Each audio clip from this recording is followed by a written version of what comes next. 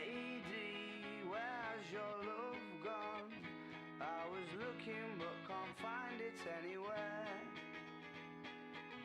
They always offer when there's loads of them around. When you're short of some, it's nowhere to be found. Well, I know your game. You told him yesterday, no chance you get nothing from me. But now she's there, you're there, and everybody's there. He's in turmoil, Yeah. as puzzled as can be. Just like me, let's go down, down, low down, where I know I should not go. Oh, and she thinks she's the one, but she's just one in 24. And just 'cause everybody's doing it, does that mean that I can too? Lady, where's your love gone? It was the antiseptic to the sore. To hold you by the hand, must he first be in demand? How he longs for you to long for him once more. Just once more. Let's go down, down, low down, where I know I should not go. Oh, and she thinks she's the one, but she's just one in 24. And just 'cause everybody's doing it, does that mean that I can too? Oh, her eyes went down and cursed you up. There's nothing like a dirty look from the one you want or the one you've lost.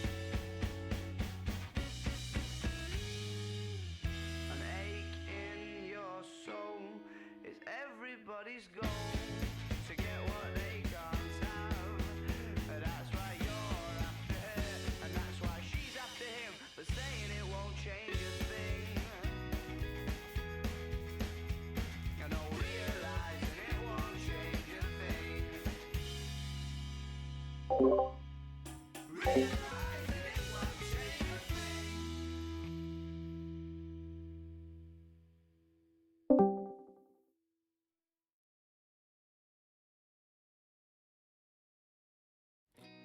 I said, who's that girl there? I wonder what went wrong so that she had to roam the streets. She don't do major credit cards, that doesn't receipts. It's all not quite legitimate. Yo, what up, Koi? Kami? Thanks for the gifted, bro. Just give him half a chance, I bet he'll rob you if he can. Can see it in his eyes, yeah. Is the mic volume okay? Can you hear me? Some other offenses. Test mic. And I've seen him with girls of the night. Let's show. And he told Roxanne to put on her red light. They're all in fake. Just waiting for practice and biz to jump on, and then I think we'll be good to go. Don't you know? I said he's a scumbag, don't you know?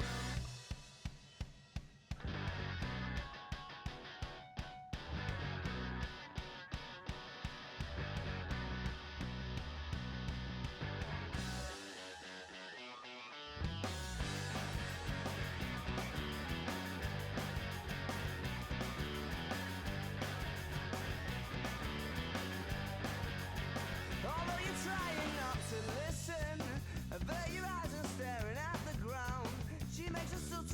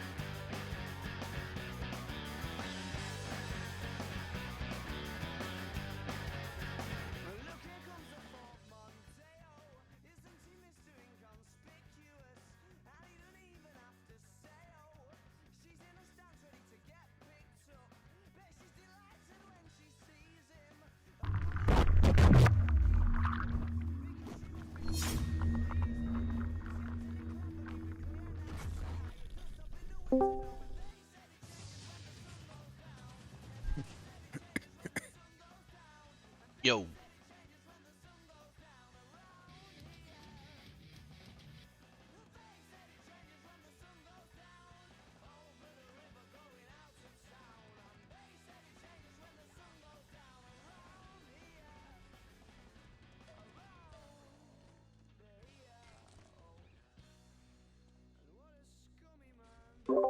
Yo.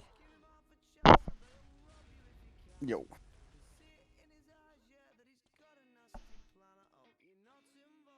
What up, man? Not much. PR, which is Monty's team. Chilling. You? Waiting for this biz guy. Should be here any second now, I think.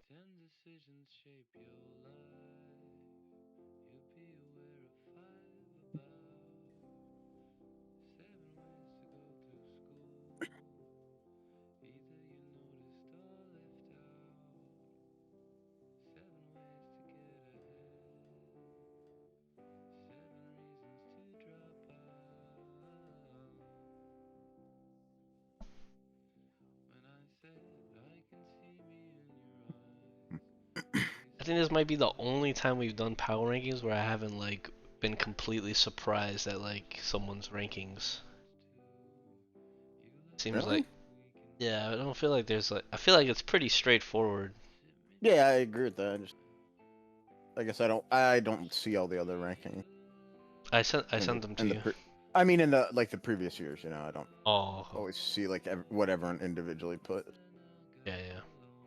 But yeah, everything's pretty similar. I've gotten the chance to like play against like a handful of teams already in scrims, and it plays out like exactly how like each team looks exactly how like you'd think they look. Hmm.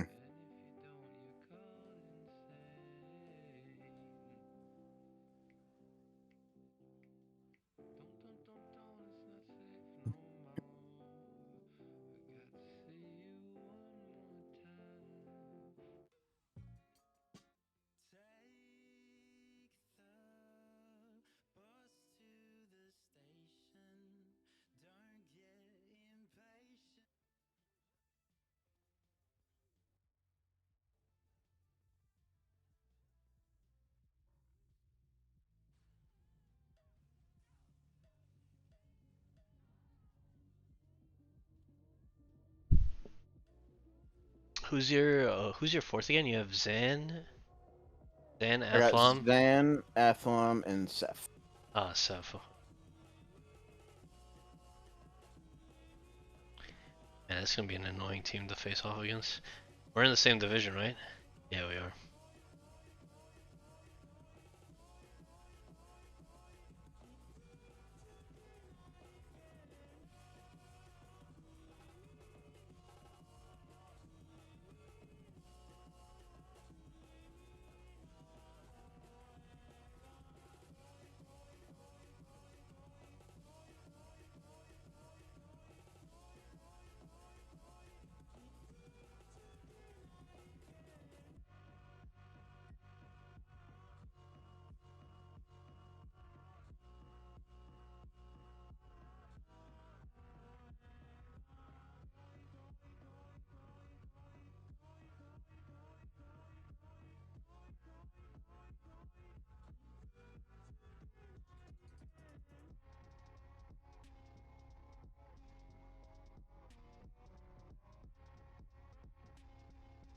Maybe we just kick this off without Biz till he shows up. What do you think? He's 10 minutes late. Yeah.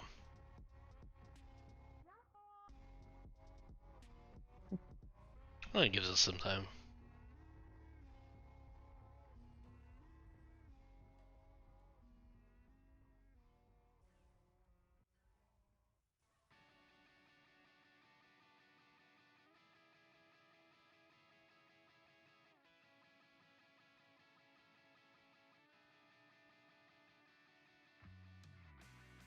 Oh, type out roster or the players on each roster for now.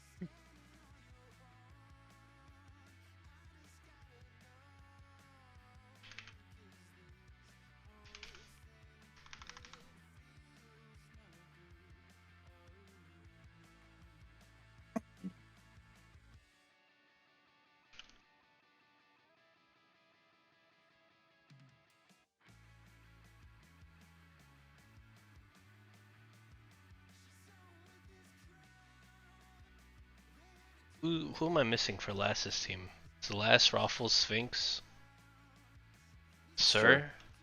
Yeah.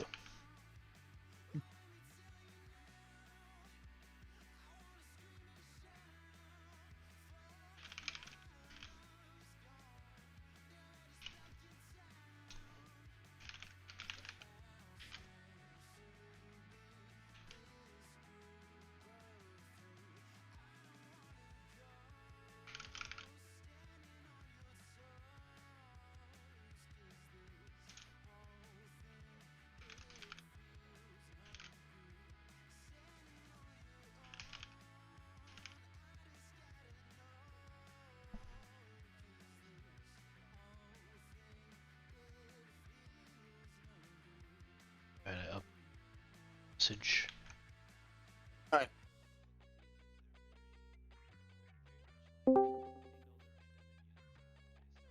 Yo.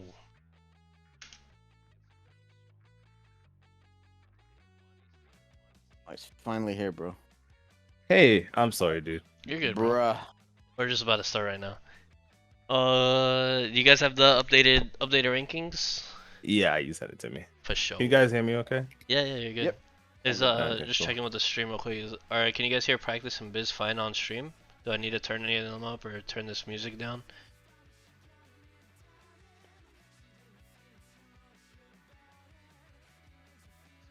I'm just gonna assume I'm gonna assume we're good unless someone says something. Okay.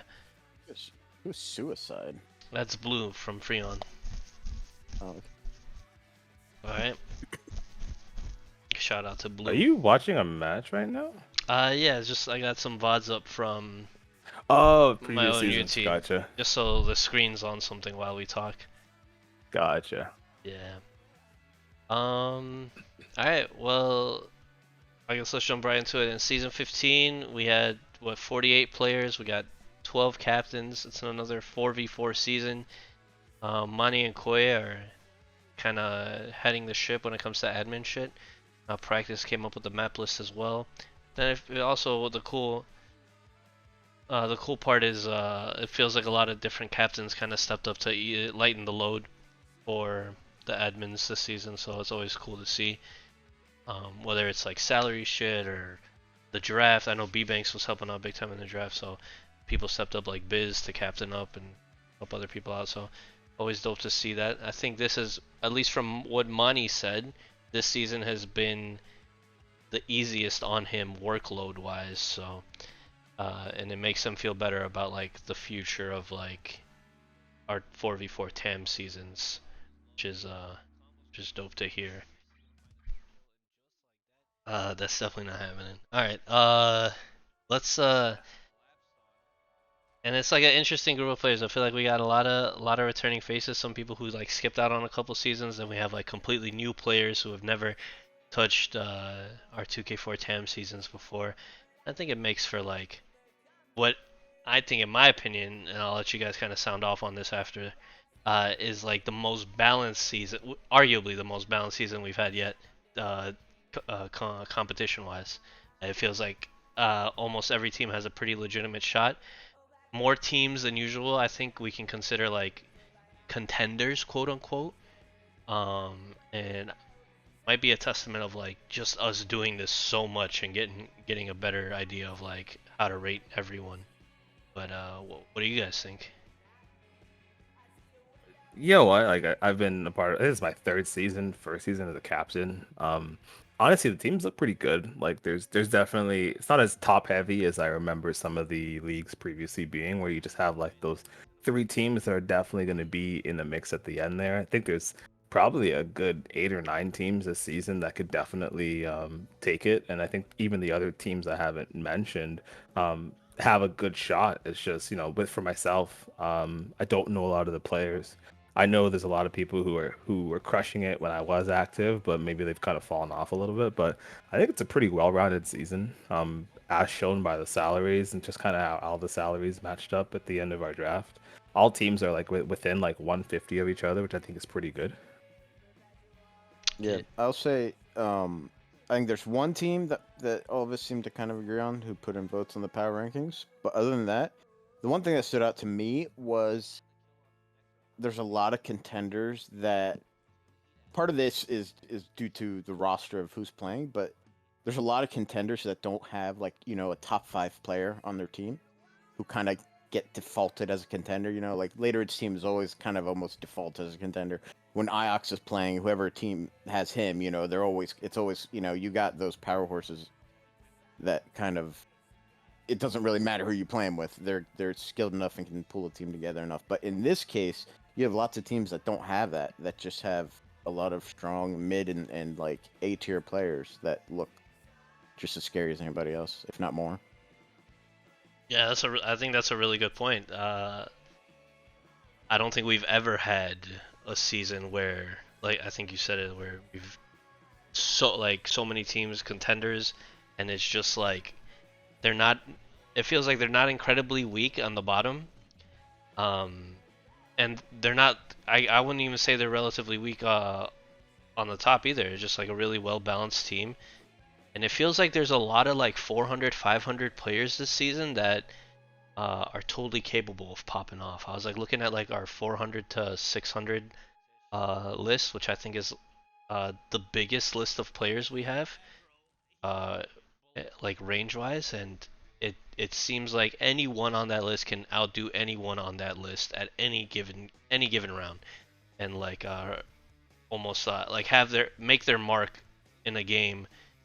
In any game this season, and so it's like flip a coin, and I think that's part of the reason why we can like say like this season isn't like your top players are for sure. I think those guys are gonna get theirs. Like I want to say the top 5, like they're probably gonna get theirs every game, but like sometimes that's not gonna be enough, and it's really these like 400 to 600 range players like stepping up and making big plays and making the difference, and I think it's going to be even more exciting come playoffs. So,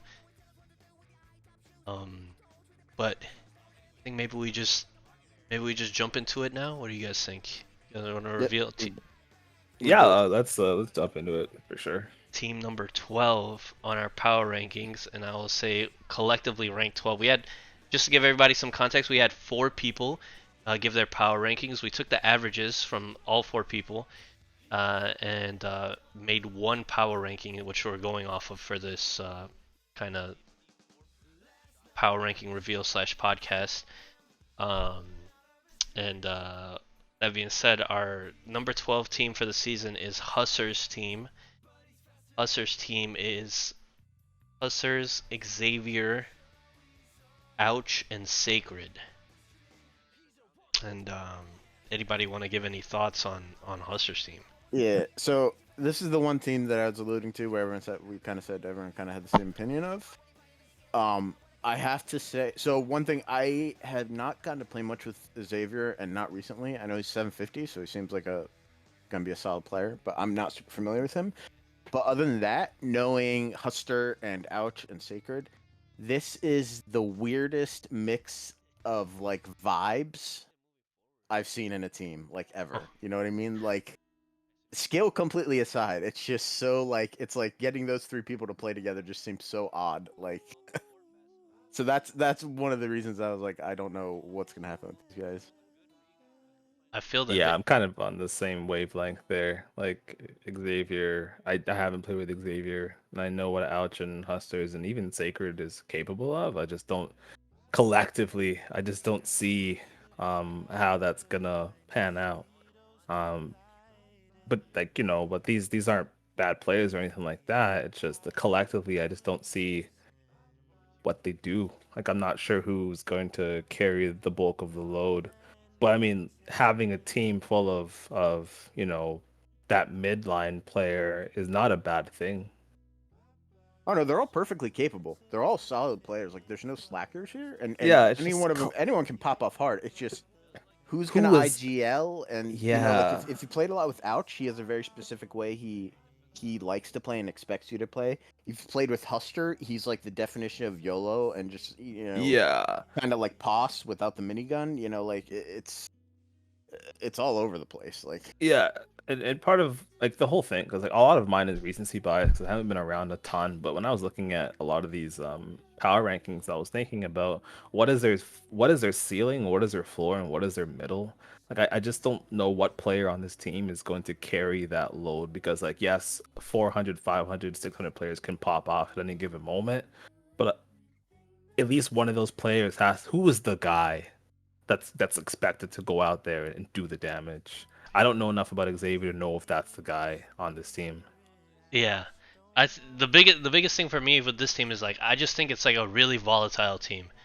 Like Yeah, that's a good word for it. I've seen like Huster like play really well, but I've also seen him struggle. And Ouch is like very similar. I've seen this guy pop off for like 4 or 5 PPR, and the next game I've seen him have like 1 to 2 PPR.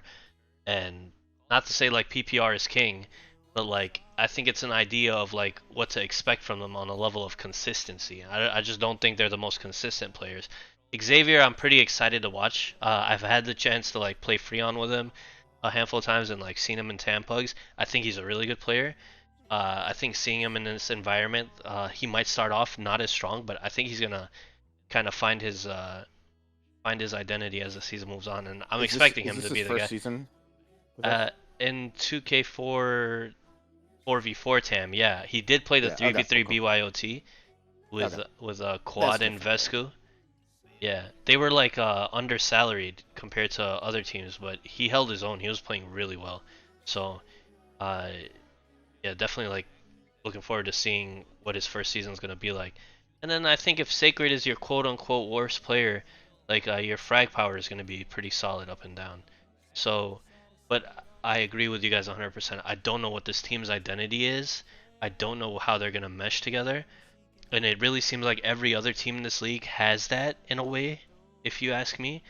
And that's kind of why I rank them at the bottom of my power rankings. I'm just like, I don't know what to expect. And I don't know if they know what to expect even. So they'll definitely benefit from scrimming, but from hearing about what Huster's schedule looks like, that also seems like very improbable. So all these factors for me kind of add up to like, okay, I'm pretty comfortable rating these guys at the bottom. Not to say that like they won't take games off people. I'm still expecting close games from them because of how this league is, and I'm still expecting them to remain competitive, but it's kind of hard to give them the edge over everyone. It's definitely not as big deep of a bottom as we had in other seasons, where one team is like, yeah.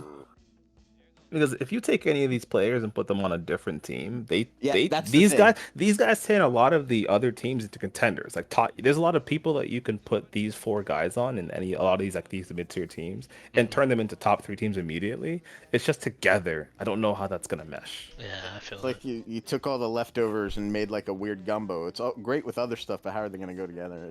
That's good. I like that. I'm hungry. I want some gumbo. I kind of hope, looking at these 4 players, I kind of hope they're just like, all right, guys, we're gonna sit in this one room with shock rifles until we're out of ammo or something. Like just something brain dead simple and abusive. I feel like that would be a starting. I hope they don't do that because I don't want to play it. But... Hand pounding at ideas. If you guys win, I'll take credit. Oh god. So, well, let's move on to our number 11 team in that case. We have Pause coming in on number 11, and number 11, I'm gonna type it into chat, is Pause, J Chills, Kusky, and Gabo. And the number that you see at the end is kind of the average of everyone's placement of that team. It's basically 1 through 12. We just ranked them 1 through 12. It's the average of that. So. Yeah. Yeah, and I think this is where it gets a little more messy, like this point onwards, because even if you look at the numbers, like the numbers that average, like our votes averaged out in such a certain way, they're pretty close. It was a clear, like it was like everything from like 11 to 8 is like just very close. Yeah. J Chills will do J Chills things. Gabo is a really good player. Pos is gonna annoy the crap out of you with Bio and Mini and just be a really good. Okay, he's gonna create the chaos that Chills is gonna thrive in, and Kusky's gonna do his thing. For me, like when I was doing my rankings, this is just kind of where it starts to get messy for me. They're built like a lot of other teams where they have they have the J Chills and then they have somebody like Pos underneath, and they have just two good mid-tier players in between. But I don't know if Jay Chill's gonna. I don't know if Chill's gonna do what he does. Like he's gonna pop off. I just think he's gonna have to carry a lot of load for this team. So I have some thoughts on this team because I rated POS quite a bit higher. I put them at 7. Now, granted, like you said, like 8 through 11, 7 through 11, it's all like very you can swap anybody, but I rated them a lot higher. Now I'm sort of biased. I love POS. I would love to play a season, more seasons. I've played with POS, but more seasons with POS. But he's obviously just great vibes. Gabu is a solid player, probably the person I played with the least. But then Kuski is solid and just like King Rat. If you've ever 1v1 against him, it's like 1v1 against Viking, but probably more annoying. like, but so Uh, if you can build a team around him, that's great. I think the one thing that's holding them back is Jay Chills is an excellent player, and I love that he came over. It was a UT4 he came over, I forget, or 99, I forget, a couple seasons ago when he came over. The one thing I'll say though, I think Jay Chills, he can definitely play in the top spot on the team, but when he's playing with someone else, like like a top 5 player, like someone taking the heat off the very top spot, basically. Like if he was a rank 2, even if the bottom of the team was much lower to accommodate that, he plays like a lot higher, if that makes sense. I You know agree what I mean? 100%. Like Yeah. when he No, has yeah, someone else up there with him, he plays like twice as well as he will in the number 1 spot, even though that's still very good. He knows how to use the space and attention Yeah, a player yeah, demands. yeah. Yeah. And like even like I'll play with him and he will like outfrag me by like a lot. But if he doesn't, if the load of the match is on him, I mean, it is a lot harder. But some people scale differently. Like Demas, I feel like Demas is an example of he scales with his opponents. You put him against like Bugatti, he scales up to meet the challenge. I feel like Jay Chills is kind of like that. If he has someone else with him to play at that high level, it makes him even better. I think that's a very fair evaluation of Jay Chills, and I think that's kind of where we stand to see him grow as a player this season. That'd be exciting, and kind of I think the way it happens is like kind of diversifying his route, kind of taking like a bigger understanding to like how the game is approached like before the round starts, understanding his opponents a little bit better, and like capitalizing on that stuff. I think if he figures that stuff out, like that, because he has the aim, he's good positionally, like he's very strong in like he doesn't put himself in the worst of spots. Like he's always in like a solid spot, for the most part, never really like compromised. And so I think all those things together, it makes up for like the $900 player he is. But he definitely hits as hard as anybody, right? Like I feel like sometimes he just lays down this like mean 6 tape, or like gets next to me and full flax me. Like he uses the right weapons at the right time. Like he just has like all the skills I think in order to be like this really hard carry for this team. And he has somebody who's willing to frontline and pass. But pass might be moving like a little too fast sometimes, especially for this team. I don't really see like Kuski, Gabo, and J-Chills being the ones to like follow up his aggression and space creation, right? They kind of have to. Pos is very willing to be. I mean, Kami in chat just said just use Pos as bait. Pos is more than willing to do that. I remember when I played with him, he would literally take the lead, be like, "I'm going in with shield, follow me," and it would work. Like, but you have to be willing to actually kind of.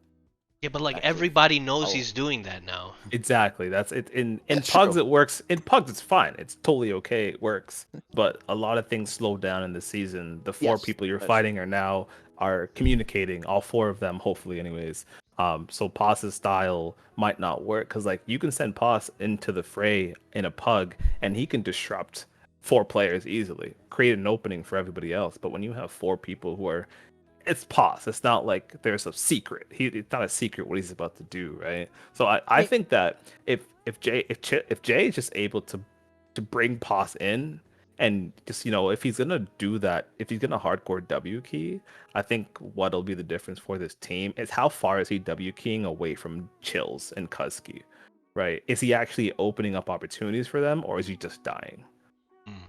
Yeah, or if they could kind of do like a hot cold thing with Pos, like for a couple rounds you're not going ham, and then when they don't expect it, go in. 100%. I really think it's like a map dependent thing, and I'll use this as an example. We just played a scrim against Biz today, and everybody and their mom knows how W key the players on Biz's team are. It's like Biz, Panza, Koivu, and then even Dem was holding W at points. But like that's to say, like if I know that's happening, I can set up for it. And if the map helps me out, like they'll get stomped because of it. But if the map plays into their hands for aggression, which there are definitely maps in our map pool where like aggression is rewarded, then like being passive is not the answer. You kind of get rolled if you just kind of hold in place. So like I think it's up to them to kind of figure out what maps you unleashing Pos will be successful, like following him up, and what maps they kind of need to like, all right, ease up Pos, like it's not working, we need to try something else. And I think that will kind of, I think that is, because they have hitters, man. Kuski hits hard. Oh, Like as much as I like troll him or like give him shit for like running away, his LG is really good. His flak is insane. His flag is just dumb though. like bank off bank. No, I mean no one else does it. He's reliving the moments in his No mind. one else does it. But he's the only one. He'll shoot flak, purposely bank it off 2 walls from like halfway across the map, and it'll do 70 damage consistently. It doesn't make sense. The lucky rabbit's foot. Well, yeah, except he does it every time. So at a certain point, you just have to accept like he knows something. He's either got, flak slug cheat, which is the weirdest thing, or you just gotta beat the single player. You get the hit scan flag. He's Rain Man. He's analyzed the textures on the map and knows how they're gonna bounce or something. I don't know. Oh, the consensus on Gabo, J chose asked about. I've played with Gabo in UT4 and 2K4. I just think he's solid. I think he'll talk. I think his shock primary is really strong, and that's kind of what you need from high pingers. But I think when it comes to like any like solid player, you just need reps with them and kind of figure out what you guys like to do and like what spots work for your team type shit. Like if I have a team like I have Biz's team, then I want to be like aggro and take really contested maps early, or spots and maps like really early in the round, right? But if I have like a team like your team, J-Chill's, like I want to not really aim towards those contested spots, maybe like give them up and play other really strong spots like defensively. But I think the best teams are always teams that can like do whichever in whatever moment or whatever round depending on spawn. So unleashing Pos and controlling Pos I think is the key to success for your team. I think hearing it from practice and Biz, they kind of agreed to an extent. Yeah, I think we can kind of move on. Yeah. All right. I think we just didn't. Gabo doesn't pug as much as the other guys, so I think he's solid. I haven't played much with him, but yeah, like you say, he's just a solid player. Yeah. He talks too, so he's not like just this like hit scan hero. So that makes a big difference. He's good vibes too, man. I love Gabo. Looking at you, Nimod. Motherfuckers with a mic. That's what we need. Oh man. Well, what do you guys want to introduce our number 10 ranked team? Alright. I will. Because I really like the captain. So number 10 is Agwamist's team. That is can you put it in the chat? I don't Yeah, I got you. Thanks. It's Agwamist captaining, and he's followed by Fallacy, Wonderbeast, and Beta. I really like this team. Agwamist is someone I played with him at least one, maybe more than one season. I forget at this point, but I played with him. Just a really solid guy, good vibes, good player. So he plays a lot. Everyone knows him. I don't think there's nothing shocking, right? Just solid. Like he's always one when he's not captaining. I look to draft, but Fallacy, you don't really need to say much. He's one of the meanest hit scanner in the business. He can carry like anybody's business. Wonderbeast, obviously the bottom. Closer to the bottom end of the roster of the whole season. I think he needs to. He's kind of hasn't been playing as much lately. So, but I think now the season's going, he'll get back into it. The one thing for me is Beta. I have literally not played with Beta or seen him.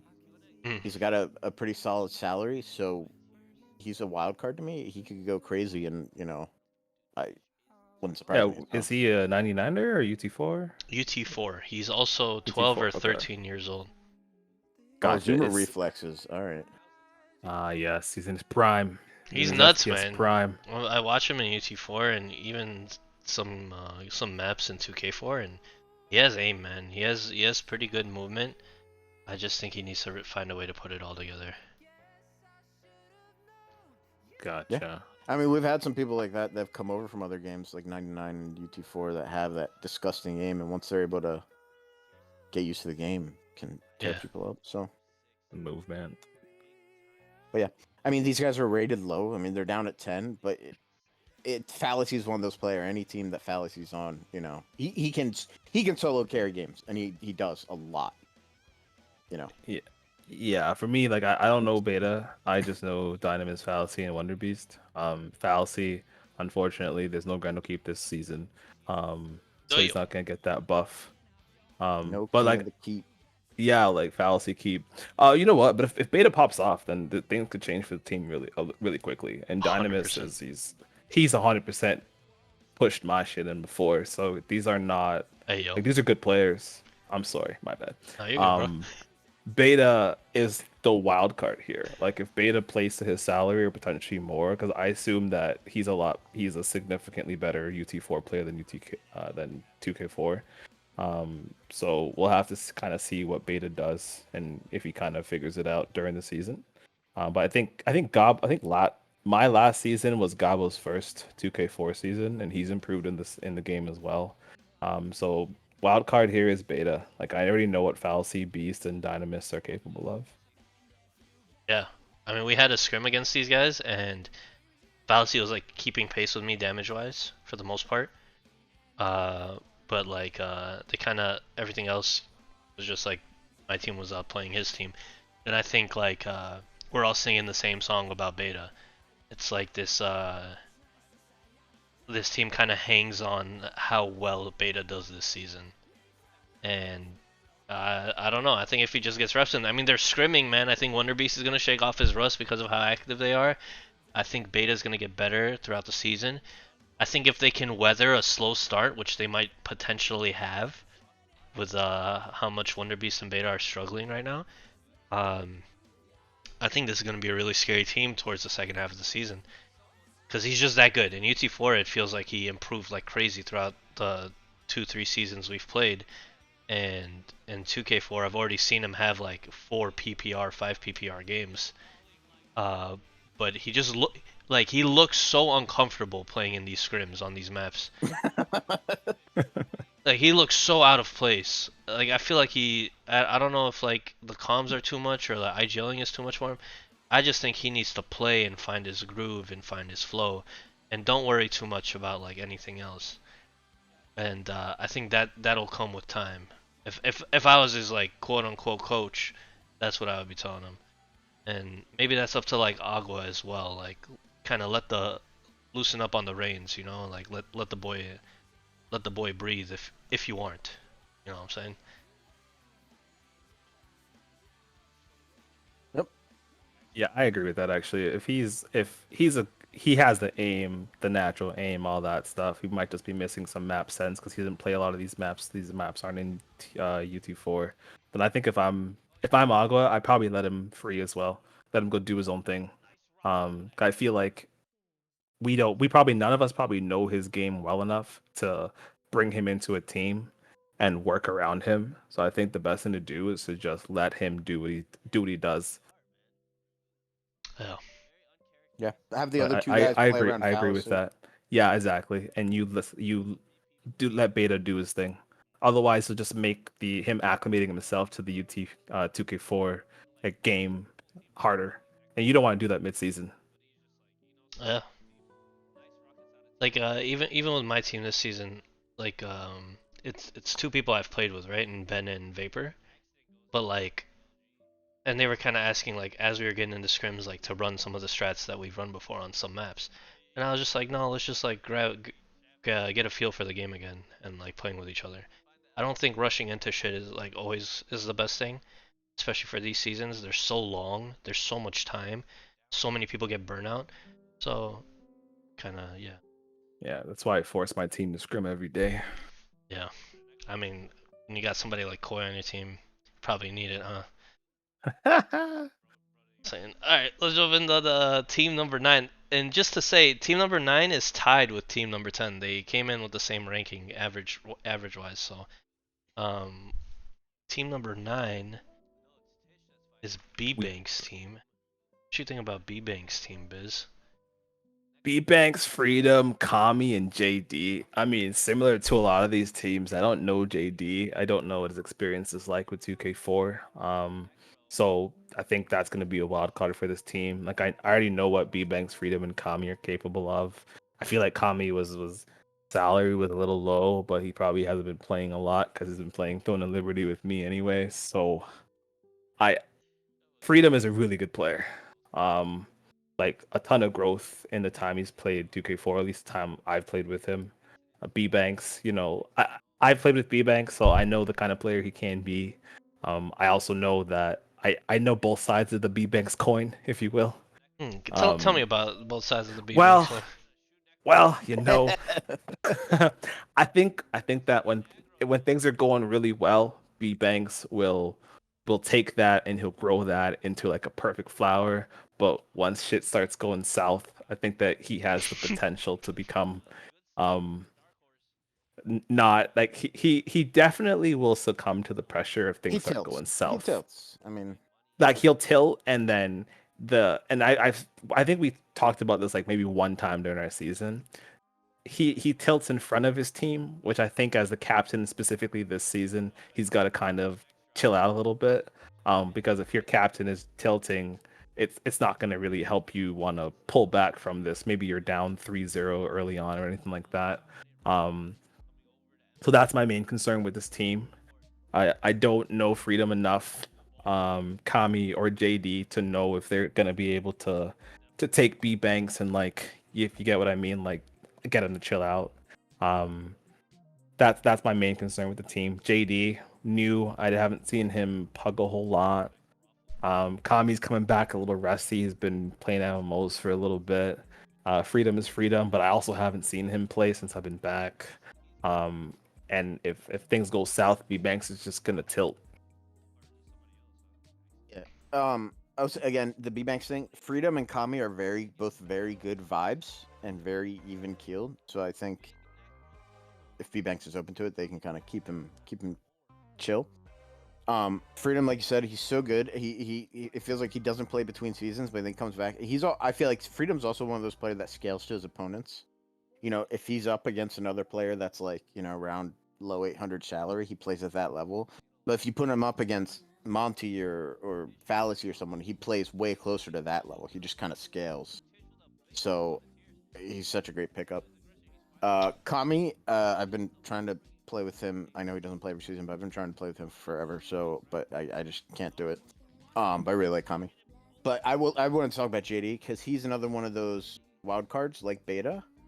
And a lot of people I've been reading chat. Some people are saying they're thinking Beta like Koivu and Banko are saying Beta's going to be the steal of the draft. Mm, I think JD has a real shot of being steal in the draft. okay.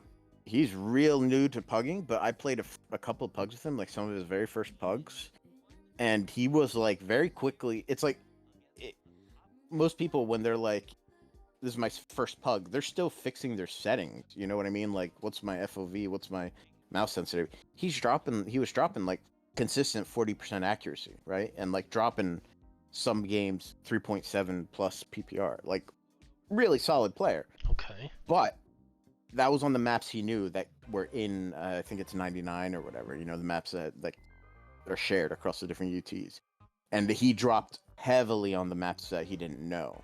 So if he can continue to pug and actually get comfortable on the maps he doesn't know, I think he might be the steal of the draft for sure. What was JD's salary?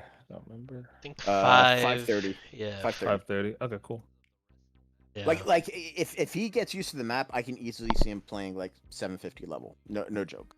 Dang, that's huge. Yeah. So Show 'em. he's kind of all my kind of keep my eye on a player. He's the one I'm looking at. Yeah, I mean, I like the team. Like I said, I think this team is this league is very deep, and at this point, in my opinion, is where I would start to like consider these teams like they have in my head at least, a fair chance, a shot at winning the championship. And that's to say, like Freedom, Tommy are some of like the best teammates I've had in these leagues. Like I've played with so many different people at this point, and had pretty deep runs with a lot of them, and they're both like S tier teammates. Comms wise, they show up when you need them to. They're not like intimidated by who's in front of them for the most part, and like their hit scan's solid, their positioning solid. They're just solid. They're good, and I don't think I could agree with you guys more when you say like it really comes down to like how bbanks is gonna be, because bbanks having a good time is like one of the most like fun teammates you can have. You're like yeah, you're joking around with him, you're having a blast. He's like banging out, you're like moving with him. bbanks when he like shit hits when shit hits the ceiling fan, like it's just all over the place. And like when that happens, I kind of like reel him in. Can like Kami, can Freedom, can anyone reel this dude in? Is this really that big of an issue that we're making it like? Whenever I'm up against bbanks in like a tournament, like a cup, I'm always like, all right, one strat, tilt bbanks. Like you kill bbanks, especially with like a splash LG or some spam rocket or something, go teabag him. You know, like go tilt him. Like that's diabolical. Like I mean, you can't do that against most players. It's legit. I will say exactly like you said. I don't see anyone just naturally doing that. Like I don't see a natural IGL in this team. I think personally, Freedom's gonna have to step up on that.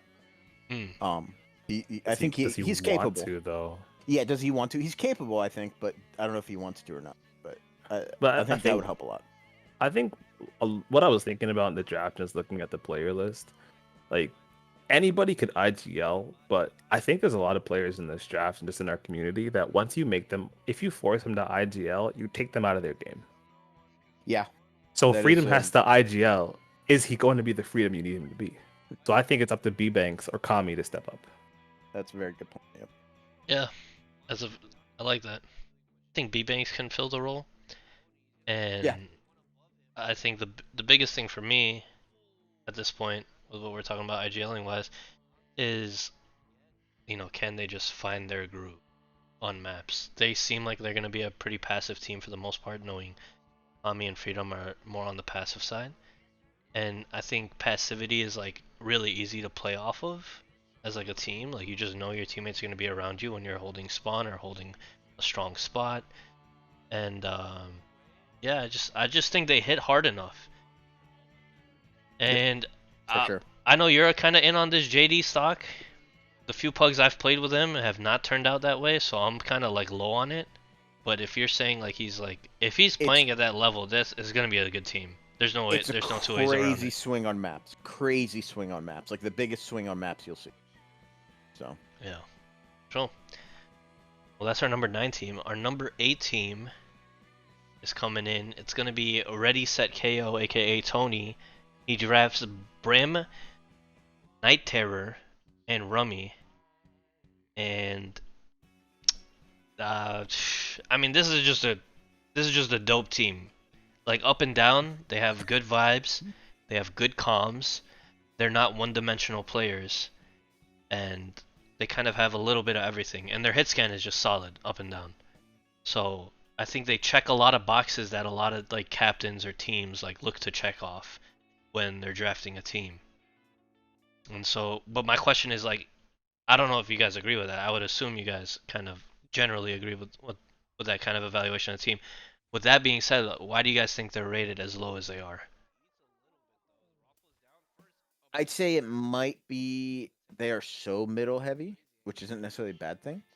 They don't have one of those top X dudes or whatever. I will say I think Brim always punches above his weight class when it comes to his salary. Maybe he just has my number, but I feel like he always performs really well in seasons. There's a couple people are like that, right? Yeah, that is true. Sure, yeah. But he's definitely Brim feels to me one of those people. It doesn't matter. I could be hitting 60%. He's gonna be taking me down. I think he's one of those players that always delivers, even if he doesn't play in the off season. He comes in and delivers during. There's just some people who do that. So I think he punches up. Tony's been slowly getting better. Also, great vibes. I'm curious if he can IGL. I think he might be able to. I don't know if he wants to. Knight.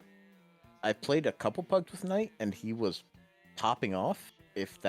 Hopefully that's not his new normal, because then this team just like auto wins, like he was playing crazy good.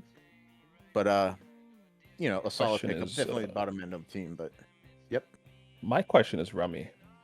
That's my yeah, question. he's the one I've played with the least. Every time I've interacted with him, he's been a really nice guy, just fun and a solid player. But I don't have enough experience with him to know how he's going to play like in a season as part of a team.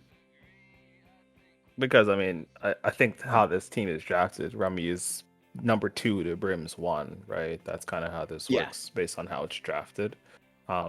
Does Rummy take enough heat off Brim's back, or does the entire other team get to just focus on Brim?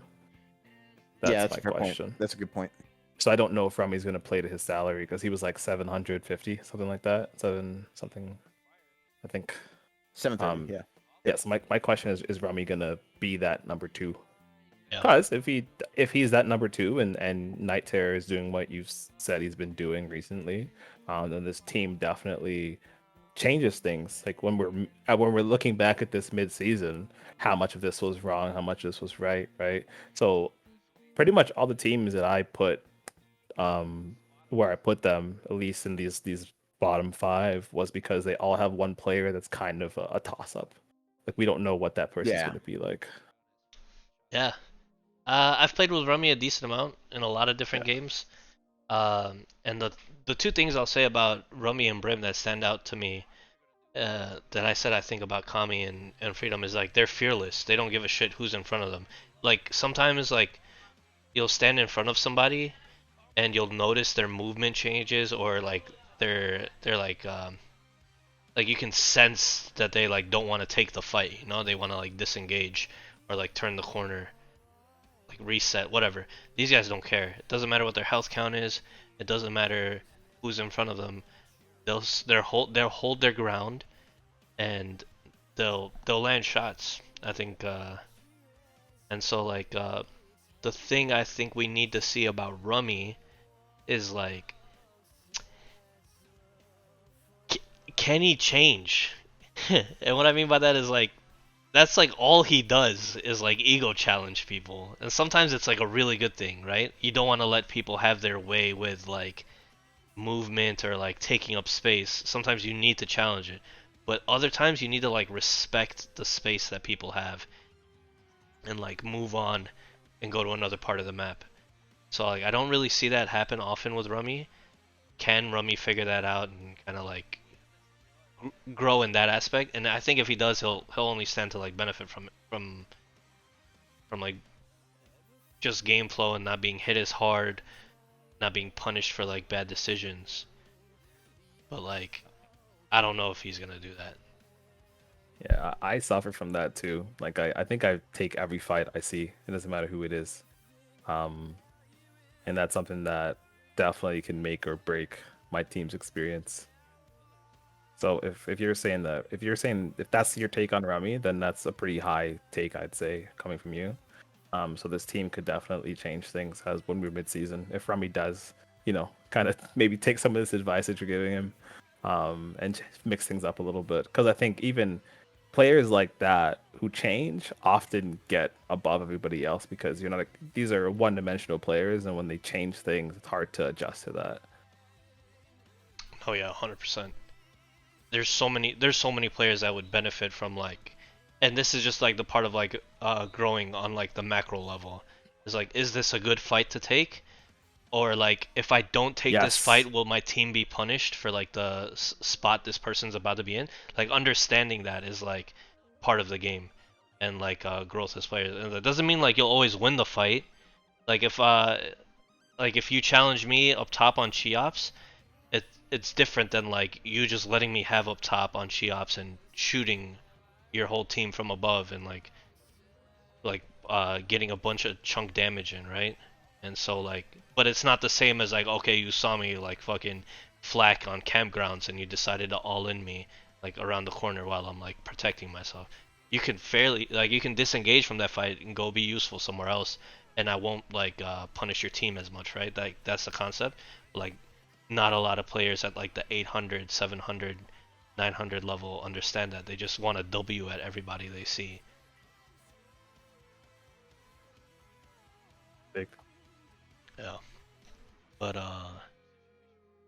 shit, that kind of leads into our next team W key. really well on Garbage a team. multi-level. We got Dude, why are you hating practice? That's what I do. It's just what I do. It's true. It is what you do. You're good at it, man. So I appreciate that Thank you. you. Thank you. we A got talented hater. we got business team coming in on number 7. Why don't you talk about one of your favorite teams this season, practice? This is one of my favorite teams. It's got some people I love playing with. Biz, who I never actually get to play with Biz. He's always against me. Koivu, same thing. He's always against me. Panza, I get to play with Panza quite a bit often. And then you got Dem, but 3 out of 4 ain't bad, But Can't bat 100. but no, but Biz is. I mean, everyone who's been around knows how good Biz is and can be. Koivu is. I feel like Koivu is always one of like the first 3 people drafted in like every single draft. You know what I mean? He's a good first pick, man. He might pick. he might be the best first pick. It was good. Like he's just like everyone wants Koivu. You can kind of be like, I want to play with this other guy, but I always want Koivu. So Dem is solid. I think like when he played with Toxic, I think if you can get the vibes good, Dem is solid. He's pretty rigid in his style. You said he was W King pretty well along with the other guys. Funny enough, we talked a lot after I just scrimmed later and we split the maps. We talked a lot about a lot of that stuff, just about our team strategy and everything like that. Just playing a little different. Yeah, you don't gotta give up your secrets. No, for sure. Because it's funny because later I actually touched on it, the fact that he knows we're gonna W key, so he just abuses that and takes advantage of it. Right? Yeah, that's actually exactly what we were talking about. The fact that every team in the season is gonna know that me, Koivu, and Panza, we just want to hold W key and see what happens. Yeah, right? yeah. So. And Panza, everyone knows who Panza is. I will say, I think the one thing that puts this is 7th slot. The one thing that puts this team lower is all 4 of these guys are pretty inconsistent. Makes it sound bad, but just kind of wild. I will say Biz is pretty consistent. Biz has a very high floor, but an incredibly high ceiling, right? Like when Biz pops off, like you just can't do anything. Koivu also, he can lock it down at like a mid-2 game, but there's plenty of times when Koivu plays at 4 PPR and just carries, and you can't stop him. Dem also, actually, more recently, like the last few pugs I played with Dem, he's been playing at like a crazy, like hitting everything. And Panza, can also be feast or famine. So he's never like bad, right? But like when Panza's on, it's like playing against Matt. Your head's not safe. So I feel like it's that there's a lot of the range of results this team can put up is pretty crazy. Yeah, like I can see them if they're all on. I see them steamrolling every single team, but they're not all going to be on every game. So it's not, yeah. I think they're the one team I've scrimmed against most so far this season. I think we've played like anywhere between 8 to 12 maps. It's been 8 with our actual. It's been 8 with our actual teams. I haven't even tried to scrim. We did one with the team you threw together. I think. Oh yeah. We're still figuring out our team name, bro. And I think this team is like very one-dimensional, and it's like very like, and I think they're aware of it from hearing Biz talk about it, and so like, I couldn't agree more with you, Practice, when you talk about this team. The only thing I disagree with, and I'm not even trying to cite Biz like that, is I think Biz's floor is just as low as his ceiling is high. If that makes sense. Like I've seen him play. I think it's gotten better. I think it's definitely gotten better more recently. But yes. Yeah, I've seen him he does vary. Yeah, I've seen him being absolutely insane and like somebody like I like intentionally avoid around the map unless it's like a favorable position. And then at the same time like there's times where I can just W key at him and I don't give a shit. Yeah. So it's just like, but I say that to say like it's like that with everybody on this team. Like exactly what you're saying. Like anyone on this team can pop off and be the carry, and I think they already have like built-in chemistry with the way they want to with the way they want to approach the game. Some maps are just gonna play to their favor, and there's nothing any other team can do to stop that. But then there's also gonna be those maps where they're gonna struggle because of the way they want to play the game. I will say, I think this team's gonna put up the most entertaining games throughout the season. Yeah, I think so. I like that evaluation. I think they're gonna be good. I think they're because of how active they are. There's always that one team every That is the season. other thing, yep. There's always that one team every season that scrims a shit ton and outplays their power ranking like an insane amount. And I think that this is gonna be that team this season. Like they've already shown incredible activity. They're already like self-aware with like playstyle, and I think those things together, like I think this team is gonna end up being there towards the end of the season. I don't know how far, but I think at least semifinal, if you ask me. But for the sake of power ranking before all that scrim information, I had them at 7 or around where they're at right now. So, but that's also to say like the 6 teams ahead of them are pretty good too. Yep. Yeah. This is the one I look forward to, as far as the team as a whole, the one I look forward to watching the most. There are a couple individual players, like I'm curious to see how Beta and JD do, but as a team as a whole, I want to see. This is also the team I kind of want to be in on the comms.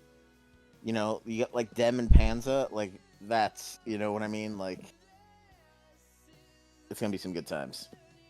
I'm doing well with handling Dem's pessimism, is what we'll call it. Dem shenanigans. That's why we went with the name Demoralize, honestly. You got to lean into it with Dem. Like, he did good when he was on Toxic, you know, and they kind of leaned into that whole thing, and it worked. Yeah, that was the whole thing. I was like, let me just lean I into mean, this. did it work? They were This is like what it's gonna be. They were like last. They ended last. Like they're 8th seed. They got like that's true. They got killed in the They had playoffs. such a good team though. They'd like, what was it, Thresh, Cheerios, forget who else. No, it was Bug, Cheerios. Was it Bug? Yeah, Bug was on. Yeah. Yeah. No, I mean, I think Dem is surrounded by good people who know him, accept him, and like know how to play with him. You know? So all that together, I think Dem is actually gonna have a good time this season, and I think that's a really good sign. Like if Dem's having a good time, this team's gonna be good. So. Yep. All right. Our number 6 team. Who we got? Oh, look at that. We got Lass, Raffles, Sphinx, and Sir.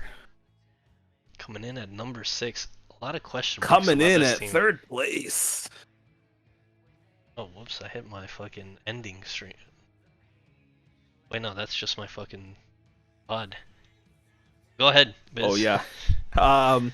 Well, what can I say about this team, right? So Lass is like a 2nd place finish most seasons. But Lass, fantastic player. Totally know he's gonna IGL. He's gonna carry most of the load. He's gonna open up a lot of opportunities for a lot of these other guys.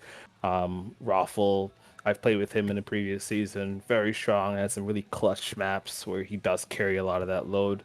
I think I think, regardless of how salaries panned out, I think Raffle's going to be the number 2 to Lass's number 1. With Sir coming in close, but I think Raffle just has a style, the way he plays, that just opens up a lot of opportunities for his number 1, because I've been there before with him during the, I think it was the 8-man team season. Yeah. I don't know enough about Sphinx to really make a call there. Sphinx is a wild card to me. I've not seen him play. Wait, Yeah. Sphinx Sunny? Is that Sunny? Yeah. Yes, that's Sunny. Okay, yeah, I've not seen him play at all, so he's total wild card. Yeah, but so the thing about, I think this is the difference in where the wild card thing kind of doesn't hold a lot of weight anymore, because when your wild card is being led by Lass, Raffle, and Sir, I think you can be a wild card. And at that point, if you outpace your salary, then this team is going to be very dominant.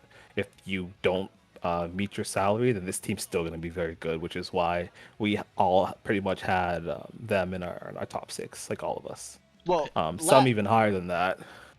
Lass is one of those players. He's up at that level where you always have to consider them a contender. He's up there Exactly. with Iox, Turns, Lass, and later, but there's certain people that it's like they're their team doesn't have to look amazing. You can't count them out. It doesn't matter. The hard carry potential is just so big. So, yes, I do agree. Last year said Sir's underrated. Um, I played a few pugs with him in the offseason a couple weeks ago, and he looked fantastic. Like way above salary here. He might have been popping off. More collusion by the admins. Yeah. I think this team is like a better version of Agua's team. You know what I'm saying? Like Less and Fallacy are very comparable. Yeah. That's a very good way. Sir is like a more kind of like, you know what you're gonna get from him, unlike Beta. I think Sir kind of plays to his salary and has the potential to be even more, and we're like more confident about that. Beta like has the chance of like underperforming as much as he does overperforming his salary. And then I think Raffle is a little more consistent than Agua. And then when it comes to Wonder and Sunny, like Sunny is this wild card who's like a solid hit scanner.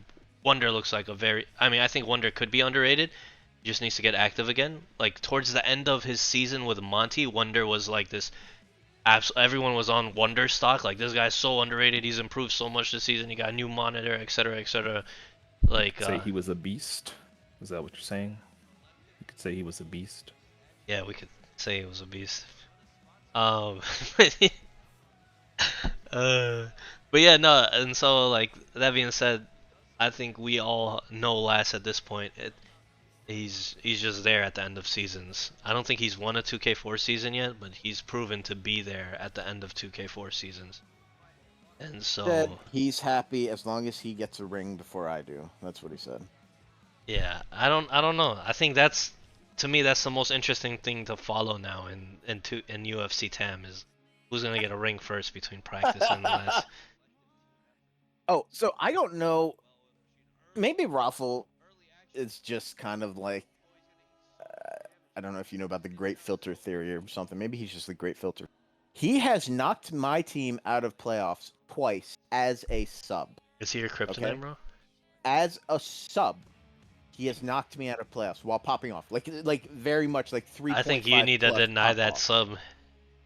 Yeah. Oh, I'm denying. Yes, as a sub. So I don't know if everyone else, if that's what he does to everyone or just me, but he's a genuine dick. You're just a professional hater, yo. Raffle's a great team. As a sub, back-to-back seasons. That's bullcrap. It is. Yeah, but you beat our team the last season I played in. You beat us with Raffle, so it's only when he's a sub. It's kind of interesting. It is kind of. Is there like a psychological factor behind this at this point? There is now. There wasn't at that point. It has to be. It's probably because absolutely is now. Practice is confident until he finds out the person subbing, and then he just kind of crumbles. That's probably what it is. It's all psychological. No, it wasn't. Now it is. After 2 times. No, what I'm saying is it was before. No, it wasn't. That was fine. No, unconsciously you can have a psychological barrier. Nah, that's fine. There's something about Raffle. It's probably his profile pic. It's just. Make you comfortable, right? That face is burned in my mind, bro. Oh man. Let's move on. I mean, before we do that, all in all, Laz I think for sure moves on in his division, and I think the matchups and playoffs are gonna tell a lot about like who's gonna be able to advance. I think looking at these teams like up and down from like let's say our 1 to 8, I think matchups are who you're facing in the first round. Like I can see some teams struggling against certain team makeups and like doing really well against others, if that makes sense. So Sure. But yeah. 5 tying, they actually tied 5 and 6 tied with a 5.5 rating is Banko's team. Banko, Skarn, Stone Cold, and Nimad, who missed the chance to call their team No Mics Anonymous, come in at our number 5 rank. And Practice, what's your take on this team? So I have some takes on this. I'm gonna start. I know you're pretty high on Banko. Yes, I'll get there. So Stone Cold, I feel like Stone Cold, everyone can agree, he's just getting better every season. It's I like feel a you go truck, back, man. you go back in time Yeah. a year and a half ago, and he was like slightly above, kind of like brother level, and now it's like why does he just keep killing me with like two LGs and two beams like repeatedly without missing? It's so he's still definitely got limitations like movement and stuff like that, positioning, but his aim is on point, right? So for It's his disgusting. his aim, I feel like for that Disgusting. salary, he's Yeah, definitely got the best aim, like by far, right? Yeah, agreed. Nemod absolutely. Nemod is I hear that he's miking now, which is great. He's a Holy no mic shit. hero in Pugs, which is I'm so not he's gonna taking believe it till I hear it. yeah, I don't know, but if the rumors are true, that means he's serious. He's locked in, right? But I will say Nemod is also one of these crazy volatile players.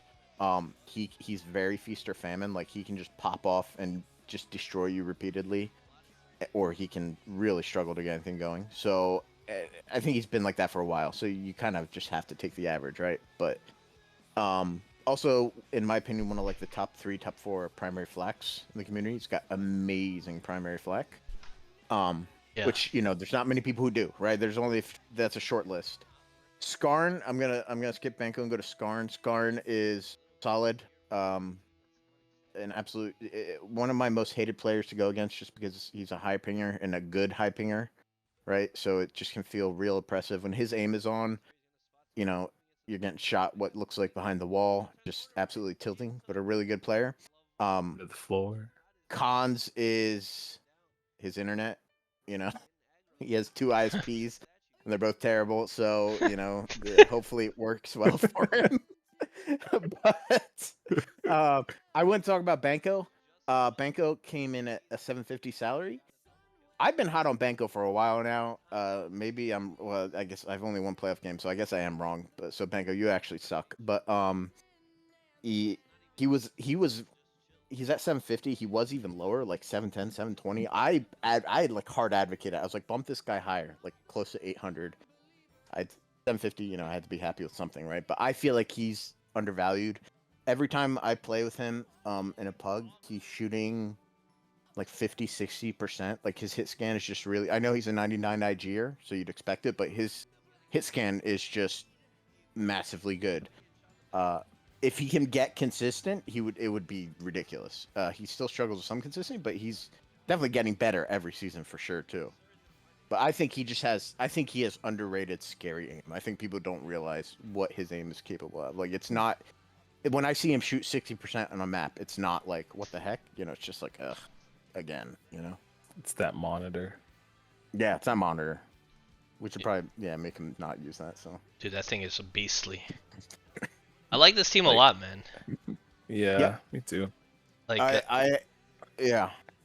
I was gonna say, like I've had the chance to scrim them as well, and like also watch them, and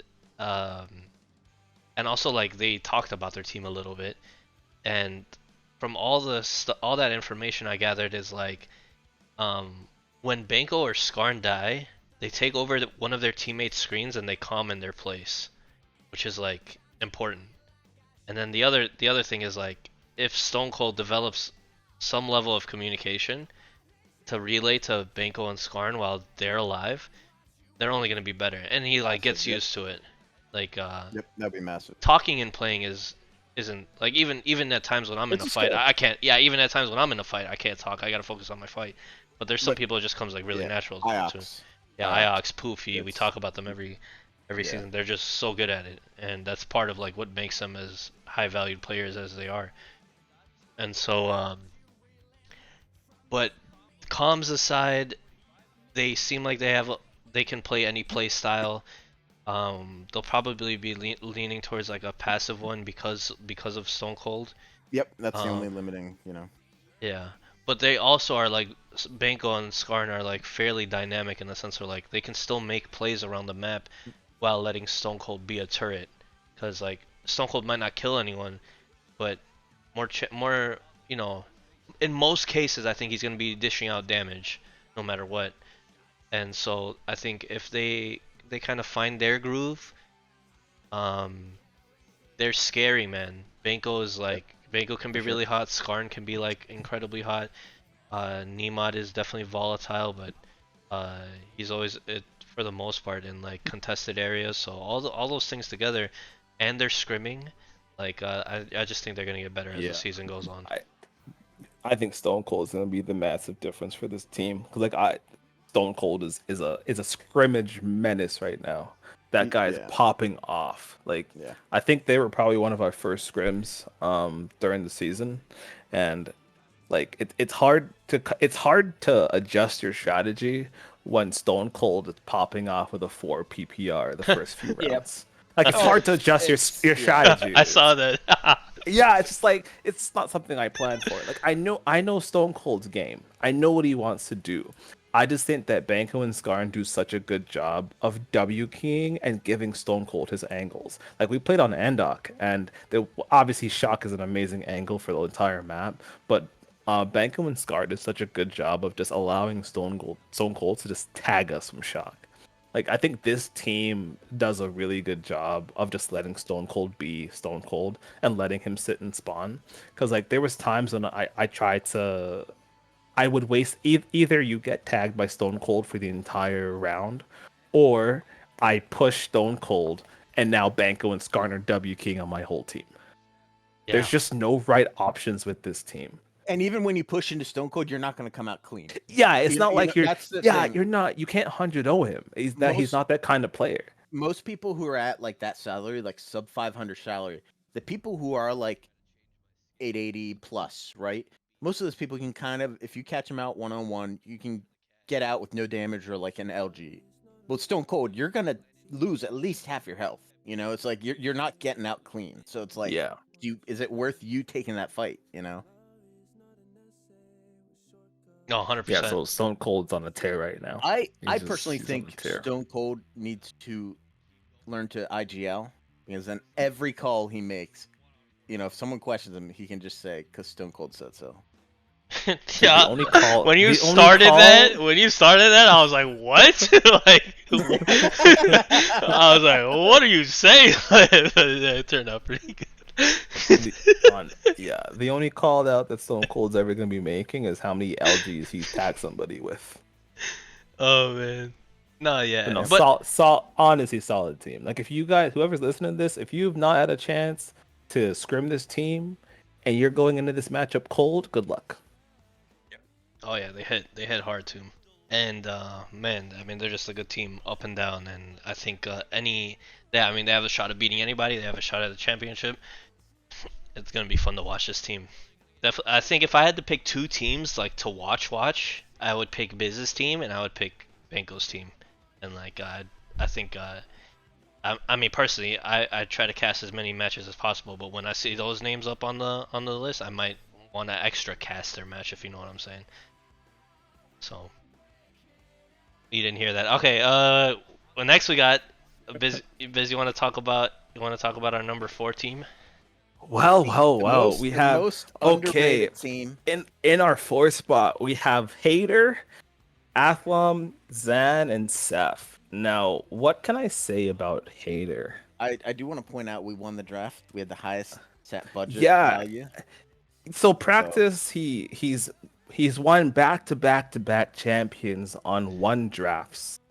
You know, practice is really good at drafting. Like he just picks the highest salaries and drafts them. No, this time. Not this time.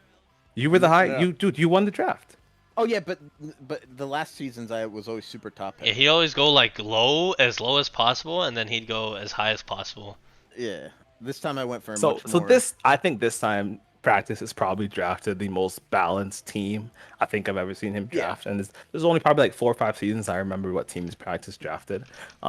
You've practiced, who's a solid player. You know, he's actually one of those players that once you have him on the team, you got to at least talk about him, ignoring the past failures. But no matter what, once practice is on a team, that team has to be in the running. And when you're backing that up with Athlum and the combo man himself, Zan, and then you have Seth, who I think Seth I think he was like our sleeper pick a couple seasons ago when I was playing. I think Seth was one of the draft picks that everybody kind of went like, this guy's gonna definitely be the steal of the draft. Yeah. So I think this is a solid team. I don't know what Athlum is like right now. I haven't seen him. I think I've seen him start pugging a little bit more. But I've only played with him twice so far, and he had a lower game and a really high game. So I think one thing I'll say averages. averages, but I will say Athlon always delivers in seasons. I feel like he always delivers heavily. It doesn't matter what team it's on. He's just so good in.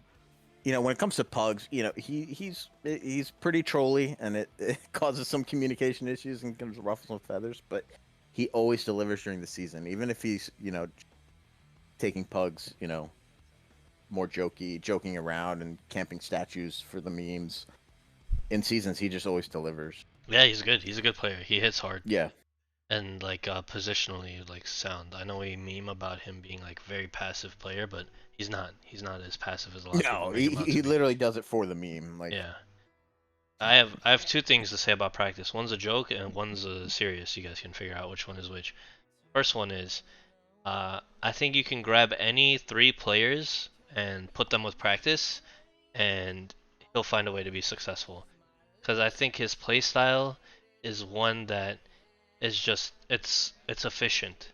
Like I know a lot of people say practice is really ratty or whatever. Like what you do really well is you're just like incredibly. I don't even know if you're trying to be methodical. I'm assuming it is, but you pick your spots and you pick your fights as well as anybody else. And I know you say you have like you kind of memeingly say you have like two routes, 3 routes on every map, but like even if people know your routes, you're still like effective in those spots because they're good spots. You know how to hold them.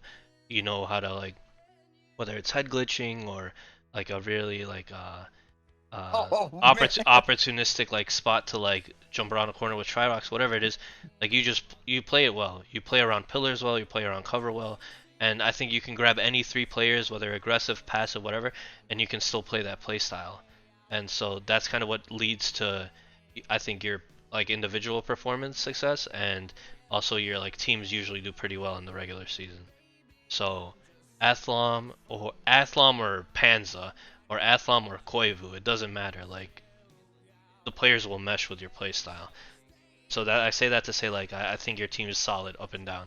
The other one is like it's freaking I think it's incredibly ironic that your name is practice. You're never fucking scrimming. If you scrimmed, your teams would be so much better. I literally haven't scrimmed yet, like a single time. Yeah. And I don't even understand why you're pugging all the time. Just scrim. Like freaking scrim, man. Maybe Okay, well, New Gods was acceptable to not scrim. There's a 12-hour time difference. That one was fair. you have active teammates this season. If you don't scrim, I'm gonna try. I'm gonna try this time. all right. It's hard with Zan traveling a lot. He travels a lot for work, but I think we can get the other guys. I just want to jump on what you said about. I do agree with what you said, and you played it as a strength, and I think it is. But I think it's also my weakness in why I seem to get these strong-looking teams on paper. It's kind of like I mean, I don't follow sports, but basically, you buy the best players, but it takes more than that to win, right? Yeah. And that's my place. I play because I learned to play back in the day as a dueler, but before that, it's just like a pub hero. So it's adjusting to this and actually having to play as a team. It's like even on TWL, it's mostly 2v2 with a local friend of mine, right? It's totally different.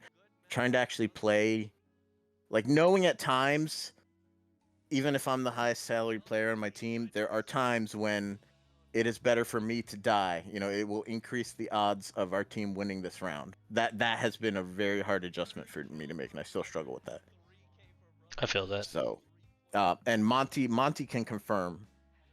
Like it's the kind of thing. If I'm at 61 health, I will leave my teammate and go grab a pickup because I value being able to take an LG. It's an ego thing. It really is. I'm an ego player. That's how I learned to play, right? So, True. I think I've gotten a bit better, but I'm definitely not I'm not a team player. I don't think anyone would ever say that, right? So that's why this time I decided to draft mid-range with people who I wanted to play, like good vibes, and people like Haas, Koivu, Zan was way up there for me. I don't get to. I really like playing with Zan. Just people I want to play with, and then whoever I can get at a high rating, I'm happy. Like someone 600 plus, I'll take it. people skipped over Athlom, so I was thinking I was gonna get like Sir, but I got Athlom, so even better, but so yeah, hopefully we can get some scrims in. I do have my worries about how I'm gonna mesh with Athlom, but we haven't played together yet. Do this tell. season, so What are your concerns? just stylistically, I've played a lot with Athlon, but mostly against him, so I know how he plays from an opponent's point of view. I don't know how we're gonna mesh. If we have, there's just some people you naturally like. You don't have to talk, and you kind of play off each other naturally, right? Like, Yeah. I don't know if we'll have that. I'm not saying we don't. I'm just saying I literally don't know if we'll have that. Gotcha. So, but I think if we do, I think it's gonna be fantastic because I've played a good bit with Steph and a lot with Zan, and I have no problems there. So. Yeah. I think knowing what I know, you guys don't really. You have like contrasting styles with the way you approach rounds, but I think it's fine. Like, I think one of you will end up LMS in most scenarios, and you guys are all damage dealers. So. Yep. Like, Yeah. not even that you guys are going to be put into a lot of LMS scenarios. I think your team is solid, and just. But yeah, in my head, you ask me like what your team looks like if I'm facing them. I'm thinking there's like 2 to 3 people holding spawn. Practice is somewhere riding around the map, and like I have to like pick what I want to do, and like where I want to position my team, quote unquote. Because like I remember distinctly like a match against you on Signify, where you were just like an absolute pest in Waterfall, the whole fucking match. And I'm just like, if I didn't deal with you, you'd just like destroy my team from the side. If I ignored you, if I went to you, then like Demas would like take up bridge, and like we'd lose on like a point of interest and like be in a really shitty position. So it was just like, what the fuck am I was like very frustrated at that match. And so like I see something similar. But it's not like you have an aggressive team, you have a passive team. So now it's like if I go aggressive against you, in my head I'm like getting shot at from the side by your team. And it's like if I go aggressive against your team or like try to hold, then I'm getting like shot at by you. That's like how it plays out in my head. So I'm just like, what am I supposed to do type thing, Yeah. I want to hopefully we get some scrims. I definitely want to pick Athlon's brain because he's been on a lot of really strong teams, so I think he's gonna have some good ideas, honestly. But we literally haven't had. I've been busy at work and stuff like that, so I haven't stressed it. It's early still, so. I got a question, Practice. Hmm. Is this, in terms of team composition, is this the strongest team you think you've had? Because you said you would, because you said you approached this. Absolutely not. Absolutely. No, not. but you said you would approach this draft differently, right? So I'm just curious, if just like as a collective team, do you feel this is a stronger team? Not just talent, but like just like because obviously you've had more talented teams, but no, still no, because I mean, keep in mind, I had myself, Demas, and Jack.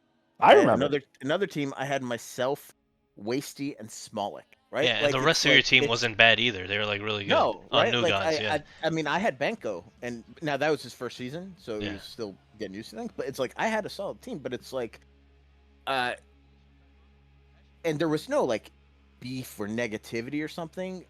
But I just realized, individual skill can get you really far. But like there's a reason Later wins a lot, but not every time, right? You know what I mean? Like, he's gonna get close every time. Yes, well, yes, but let's call it cheats and skills, same thing, right? But like, there's a reason he's always up there at the very end, semifinals plus whatever. But he doesn't win every time, right? He wins probably more than everyone, but it still takes a team thing. So I realized, I got one playoff match win so far. Let's draft some people. Let's. That's crazy. The pity throw. Let's draft some people I know.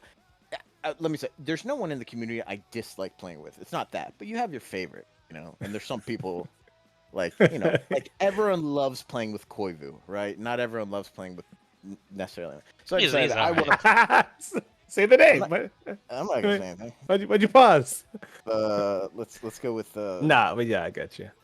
Smalls, right? That's a safe. I can say Smalls. That's safe. Jesus. So I that was my versus draft. I think it's gonna end up being stronger, but on paper it's definitely not. But I drafted people I know I'm gonna have fun with. So That vibes are so gotcha. important. Yeah.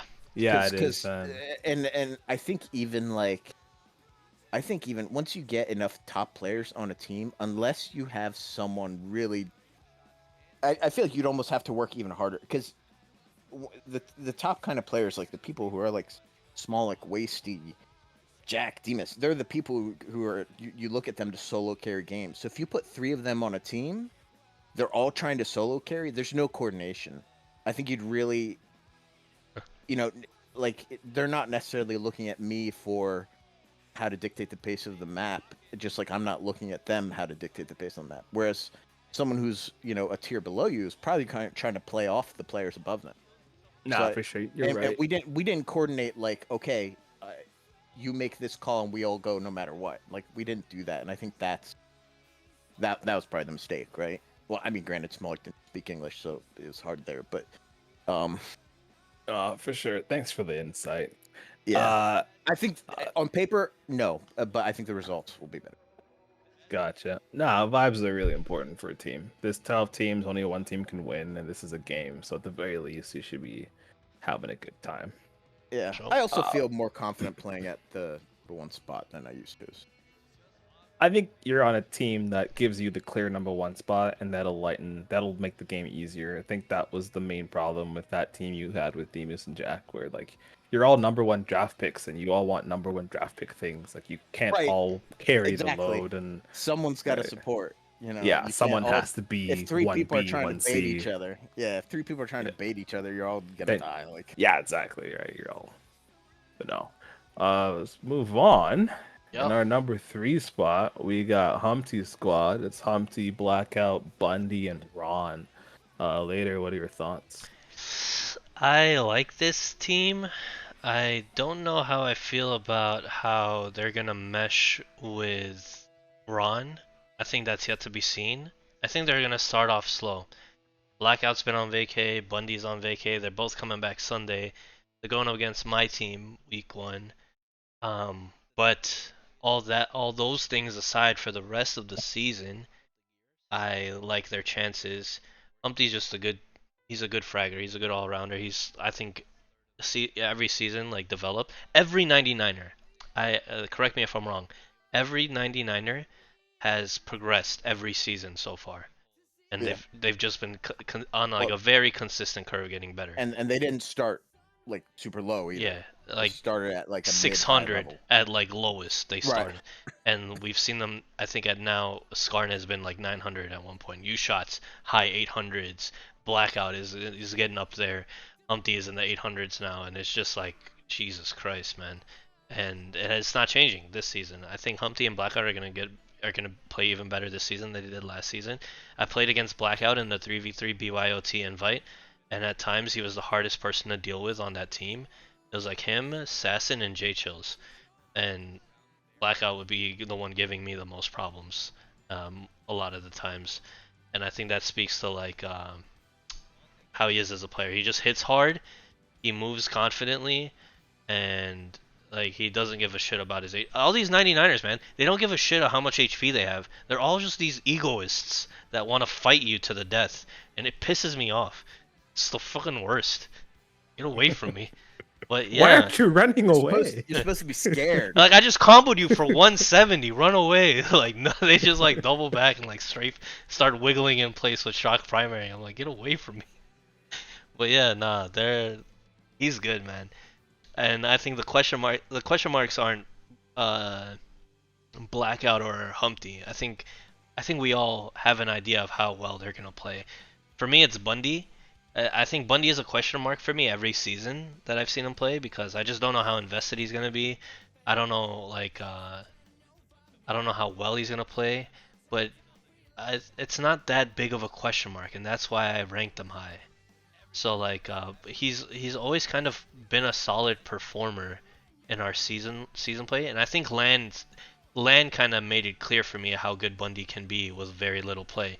He was like, it was him, Patience, Civ, and Mythic, and Bundy was usually the one top fragging on that team. And I think that that kind of shows like he's just really competitive player. He has a really good grasp intuition-wise on the game, like where to anticipate people, and he just hits hard with hit scans. So I think if he finds his groove with Blackout and Humpty, they're gonna be a really scary 3 people to go up against. Practice. I know you've played a season with Ron as same here. One of my championships team included Ron, but I'll let you talk about Ron a little bit. This is my favorite team. I put them at number 1, and it's also my favorite team. It is swingy for the exact reasons you said. Ron is the standout low draft. Maybe the reason it's my favorite is because it's exactly how I drafted the last. That makes sense. This is the practice, definitely the practice strategy. You pick low and then go as high as you can. Yeah, But so I like it. But so I feel like for the fact that we literally didn't scrim, I feel bad because we didn't give. I think Ronald's a player, that would need some guidance. We didn't really give him that, but he still clutched like a surprising. Like every match, he would clutch like 2-3 rounds, 1-on-1 against, arguably anyone is better than him because he's the lowest salaried, right? Yeah. So he pulled out big rounds. So big. I think if these guys can coordinate, I don't know who they're going to take as lead. I'm assuming Bundy probably would IGL. If they can scrim and give Ron, sorry, down my mic. If they can give Ron a job, basically, like Ron on this map, even if it's just on this map, you hold here or here, and they play around that, I think these guys are gonna be fantastic. Humpty, Blackout, and Bunny, there's no weak points there, right? Like any of them can go to toe with anyone. Mm-hmm. Yeah, they might not have a late aid or a turns or a last on their team, but they don't need one with those 3 guys. I put these guys. I happily put these guys at number 1. I'm really curious to see how they perform. Bundy is a little bit, like you said, a little bit volatile, but I feel like he always, at least when I played with him, he always performs super well. Humpty is, I feel like he always punches higher than his salary, in my opinion. And Blackout, like you said, is just getting better and better. And I think he's maybe he hit a new plateau or something. He's been just murdering me repeatedly recently. So I don't know. I really like this team. It's just gonna they need to work with Ron. Give him a job to do. Like you can't pub it out with this squad, right? Or pug it out. You The have board to. man gets paid. Yeah. So Yeah, I think I part of the love reason this why I team. had this team so high was because if Bundy's gonna be your wild card and he's your 3 spot, I think you're in pretty good space. He's your 3 'Cause spot at yeah, 760. exactly. Because even if Bundy plays down to like a 700, high 600, still a very solid team. Because when you look at the wild cards for other teams, that's their 2 spot. So if your 3 spot is the wild card and you're following that up with Blackout and Humpty, I think you're in very good position. And from if I remember correctly, Ron does communicate or at least try to. And I think that one of the things that makes or breaks your 4th spot or your 8th spot or whatever season composition we have is, do they communicate? Because obviously Ron is not going to drop a 4 PPR, but is he at least feeding you information? If Ron is feeding those 3 information, there's not a lot of teams that are going to be able to contend with that. There's almost no other team that has 3 players that can go toe to toe. Every team is going to be at a disadvantage against Humpties because it doesn't like. There's no team other than There's no team in this season that can go toe to toe with Humpty's team. Those 3 are just too solid of a 3. Right, you can't pick 3 guys from another Exactly. team. You cannot. They will always have the advantage on paper. Yes, matchups, maps, positioning matter, getting caught out matters, everything like that. But just on paper, looking at the other teams, there is no team that goes up against Humpty's top 3. I just hope. I mean, this is a practice draft. If they scrim, I think they can make it work. I really like it. Yeah, they resemble like our champions from last season, right? What was it? Lava, J Chill's Vapor, and Brother. Oh, that was the brother team. Yeah. Yeah, it's like it seems like a little bit of a slightly weaker version. I think Lava and J Chills are a little bit stronger than Blackout and Humpty, but Vapor and Bundy are comparable. Maybe Bundy has the advantage there. But like very similar. And you take like that type of makeup, like it's proven it can work. The past, like it's worked. We've had that team win championships multiple times at this point, and so I think Consistency becomes a big thing though for yeah, those three guys. 100%. I think they have carry potential. I think this is where they stand to grow. Like all three of these guys is like playing at that level consistently because they've demonstrated like they can play at I a really think high what level. makes this team strong is the fact that none of them have to truly be a carry. No, but none of them can afford to have a bad map. Exactly. If one of those guys has a bad map, they lose. Like that's, Ron's not going to be able to pick up that slack. Yeah. Like some other people. None of them have to drop 4 PPR, but none of them can play under 3 PPR. Fair. Okay, fair. Yeah, no, that makes sense. Yeah. But either way, I still put these guys number one. I really like them. So, let's move on to number 2, which is gonna be our Monty team this season. Number 2, we have Monty, Slips, Solace, and Odin. Who wants to tackle Monty's team? So my 1 through 4 slots were basically all interchangeable. I think we all probably had 1 through 4 the 1 through 4 were probably all 1 through 4 for everybody in some Probably way. the same, yeah. Right. So I feel like for me that I was like I basically just picked an order. I'm like, I'm not gonna agonize over this for an hour because that's how long it's gonna take, right? So Monty's team, I could see Monty is, even though he's not, well, he can frag out as hard as anyone, even though he's not the fragger you expect out of someone like Laterate or Fallacy or something.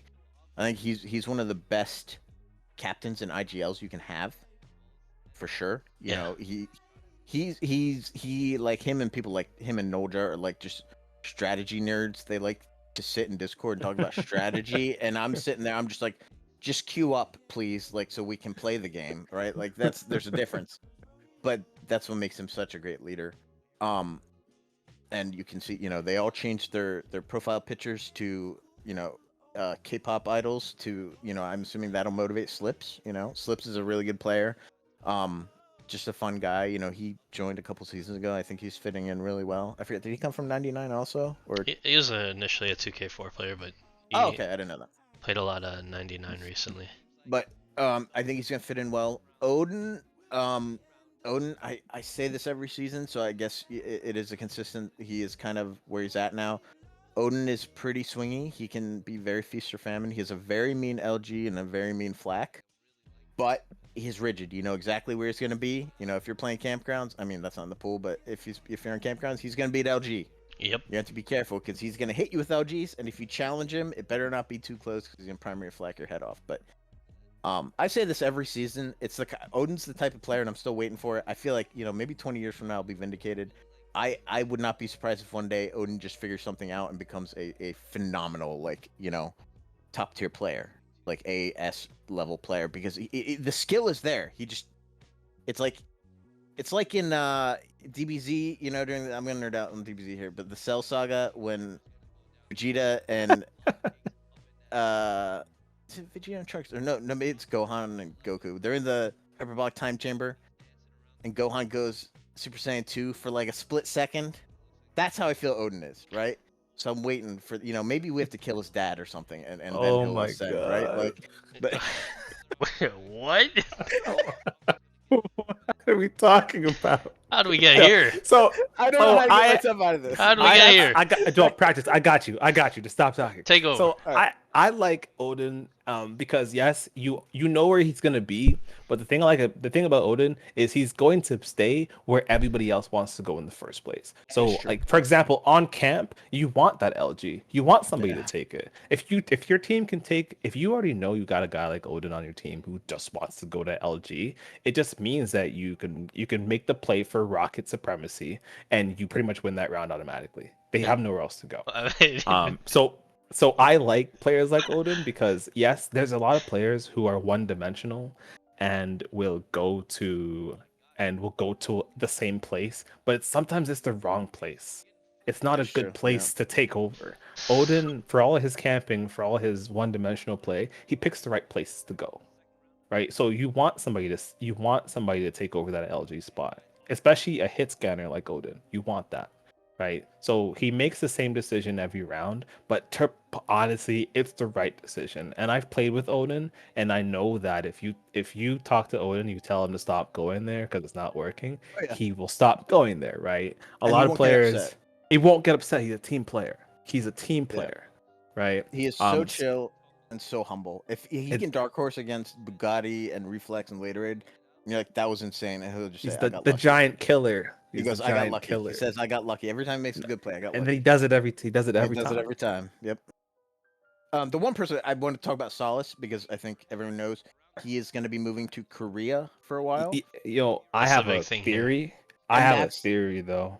Oh, you think he's sandbagging? I He's think going to cancel it. I think that Monty did all of this because if you go back and read the chat logs, he was the loudest. He was one of the loudest people about Salsa's salary. Just want to put that out there. Alright, I so was if kind he of ca- on it because of If he cancels his trip, then these guys are out. They don't get into playoffs. Disqualified. That's what it is. Monty 'Cause does. that's the Monty thing. does benefit from a lot of salary changes the last couple days of the draft. I'm just Yeah. saying. Odin, Something to look at. Solace. Yeah. Something to look at. Something to look at. Let's say There's Monty. a lot of stuff I want to say, but since we're on Twitch, I don't want to get you banned. So I won't say it. But yeah, like solid player. We already know what he's capable of. Obviously, he's coming off a pretty big life event. He's moving to Korea, so those are two life-changing things. His ping's gonna be maybe an issue. That's what it is. But How does he adjust to that? I still have this team being very strong because I think that Solus is good enough of a hit scanner and just a communicator for it not to have a super big impact. He's gonna miss his flak, he's gonna miss his rockets, but I think that he's a solid enough hit scanner where the ping will only be somewhat of an issue. Once he adjusts to it, he'll be fine. The question is when will he adjust to it? I want to say In this. time. Yeah. 170 ping is not high ping TAM. It's a whole different game. I don't know if there is adjusting to that level or that high of ping. So that's why for me, like if it was like 120 ping, even 132, I would rank this team above mine. I would rank this team number 1, like uncontested. Solace's value is like he can play with this that. Team wouldn't exist with this. Salary would be higher. Yeah. If we knew. Yeah. So like that, the big question mark is Solace, but like Biz is saying, Solace's value is still there as a teammate. He's a good teammate. I've played a season with him. There's a reason he's won the last 2 seasons he's played in. Like he just knows how to win 2K4 TAM. He knows what to do. It's not always fragging. It's not always clutching. Sometimes it's sacrificing himself and making space. He said himself, like he said it in this season discussion. Like he said, I'm a great like number 2 player. Like make me the backup to a carry, and I'm good to go. Like, that's what he said. Like we saw it. I think it was like Signify. He had like one of the craziest performances I've seen him have. It was against your team, and it led to like a dark horse clutch that like ended up winning the map. And like we know he can dish out crazy numbers, but he doesn't even need to do that with this team. Me and Monty have talked about his team like a couple times already. Like Slips is playing above his salary. Odin is Odin. I think outside of me and Monty, I don't think a captain, maybe Lass, can get as much out of Odin that we can get out of him. So he ends up outplaying his salary too. Maybe there are other captains, but in my head that's how it like kind of works out. And so Monty has these like just value across the board, which seems to kind of be the case every season. Monty's pretty good at drafting. Monty's gonna get the most out of his players. Like you could give someone who's got the exact same frag capability to Monty, give him the same team, they're not going to get as much out of him. I agree 100%. And so like all that together, it's kind of made this like perfect storm where this team seems really strong on all fronts, comms wise, damage wise. They're not like restricted by play style, and so like I think a factor to teams that end up making it really far are teams that develop like a really niche map pick, and this team reeks of like a team that can be good at like Ogball or Andok, like a less attractive map that forces teams to ban it, and because of that, like opens up maps of like ultra comfort. And so like all these things kind of mesh together in my head and make for this like really strong team. And I know you guys said the top four are interchangeable. When we look at the rankings, uh, they ranked 2.25. My team ranked 2, and then the next one is 3.5. So I think in my head it's just a clear 1-2, but like anyone from the top 8 can win really. But I think what I'm saying behind that is like Monty's team is just doesn't really look like they have a weakness. The other teams 3 through 8, I think there's a weakness that can be exposed in my head. But like Monty's team just solid all around, good at a lot of maps, and has like really good team play. That's why they're ranked as high as they are. I agree with those takes. I think it's going to be a very solid team, Yeah. regardless of what Seoul's situation looks like in Korea. I am curious to see what that's gonna end up looking like. But I'm also like, this kind of hurts to like the first 2 teams that match up against this team play against like a low ping Solace. Yep. Yeah. I'm playing Monty this Sunday. I think that's gonna be one of the most fun matches, opening week matches we've had, and see, I'm definitely gonna be there. You're playing on Sunday too, right? Yeah, we play 8:30. What time do you guys play? We're playing at 8. Okay. Damn it. Yeah. And make it earlier so I can cast your guys' match. Nah, I think this is the earliest time that Odin could manage. Okay, then maybe I'll try to push mine back like 30 minutes. Just so we can catch it. I think it's worth catching. Yeah. I think we can move on to our top team here. The man himself, Laterade, Vapor, Benjamin, and Quad. Now, I've had the luxury of only scrimming pretty much Laterade this season so far. Oh. You know, solid team. Obviously, once Laterade's in the mix, you kind of have to give that team their credit. They're obviously going to be in the mix. I think that Laterade makes the teams that he's part of better. I think he gets a lot out of his players. He puts them in positions to be effective. I think that it's probably his strength. Vapor being a number 2, really strong. Benjamin, not really familiar with him, but having scrimmed against him a lot, like solid player. Once again, he gets that Laterade buff that we're all familiar with. Because obviously, once you're playing against Laterade, you kind of have to be concerned about where he's going to be, and how exactly he's going to bait his team, because that's what he does. I love baiting my team. You do. They're so baitable. I get it. Vapor, really strong actually. I haven't been playing a whole lot. When I came back, Vapor was just like, he's putting in work. Very, very strong, very strong. I had plans to draft Vapor and make the team's name Canada and ban his usage of the USA macro he likes. But that didn't work out. But honestly, solid team. Like, I can't really say a whole lot. Quad being your 4 spot, I think he's still a solid player. He picks his spots very well, and I think from what I've experienced in the scrims against the Raiders team, I think Quad listens. Like, he definitely listens. He benefits from a good captain. Yeah, like when he got caught out in certain rounds, he switched it up. I noticed the changes almost immediately in the next round. So honestly, solid team. This is why I think I had them at 2, if I remember correctly. But solid team, Yeah, I had him at 3, but again, like I said, top 4 interchangeable for me. I played a lot with Quad. I like Quad. He's a weaker player in this overall draft as a whole, because we have we just have a lot of good players. But I like playing with Quad. He definitely doesn't bring the team down. Like, he's got good vibes and everything, and like you said, he listens well.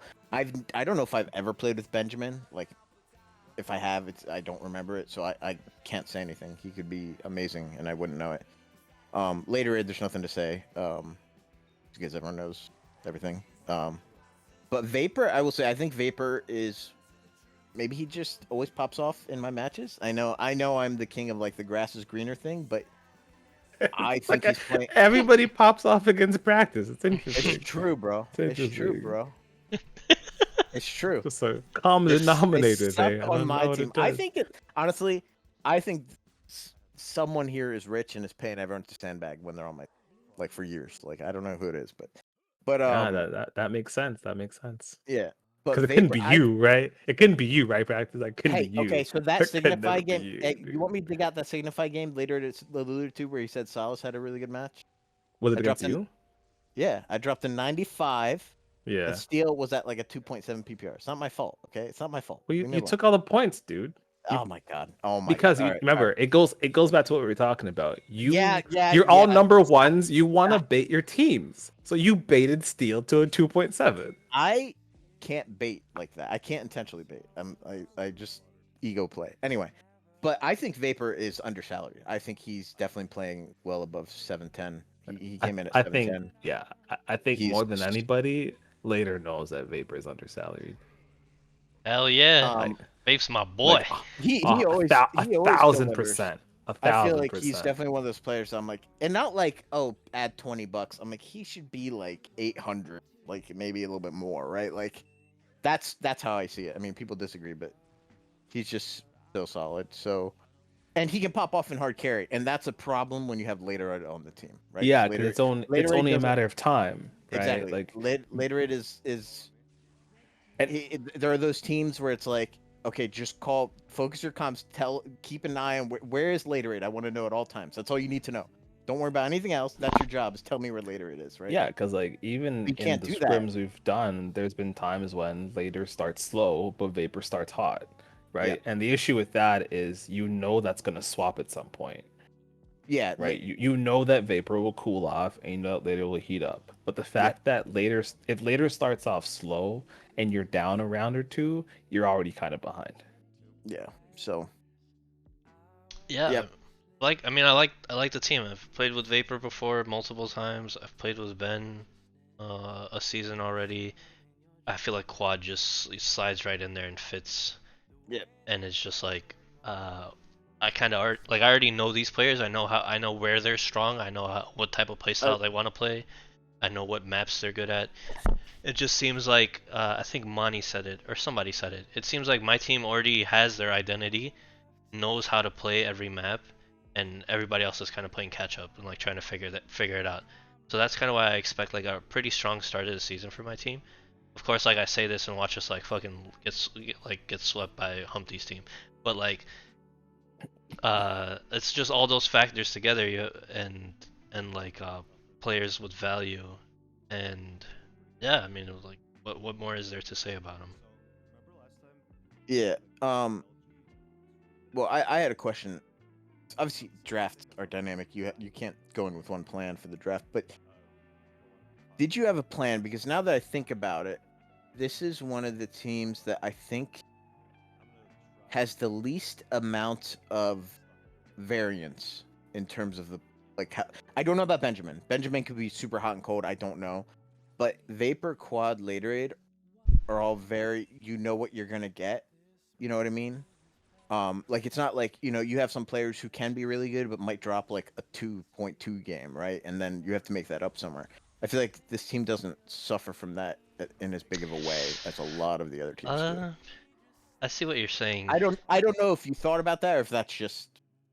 I mean, heck, you might even disagree, but.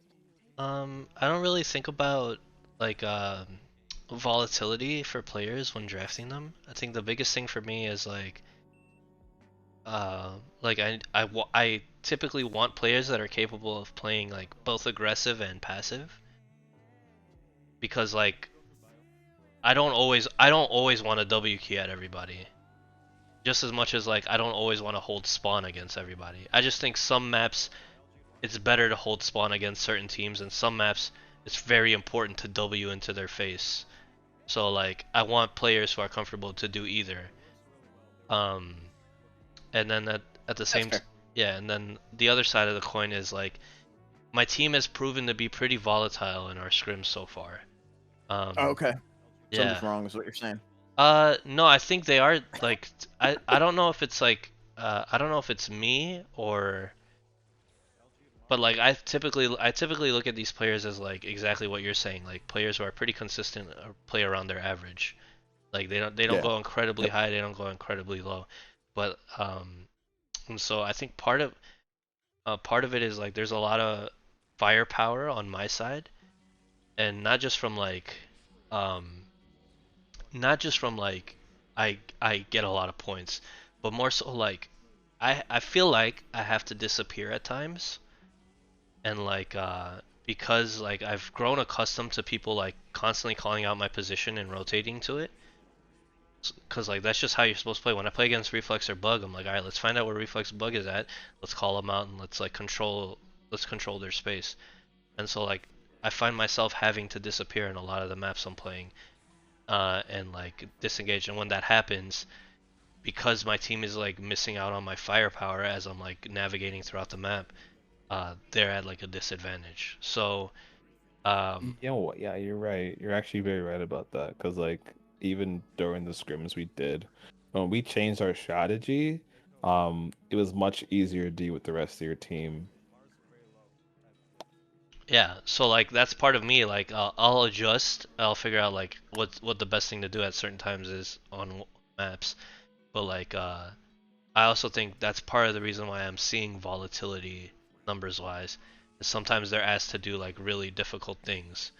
So um I think we play a lot, we scrim a lot, and they all play a lot. So I think we'll kind of figure out that part of the game. I think it comes easy on certain maps.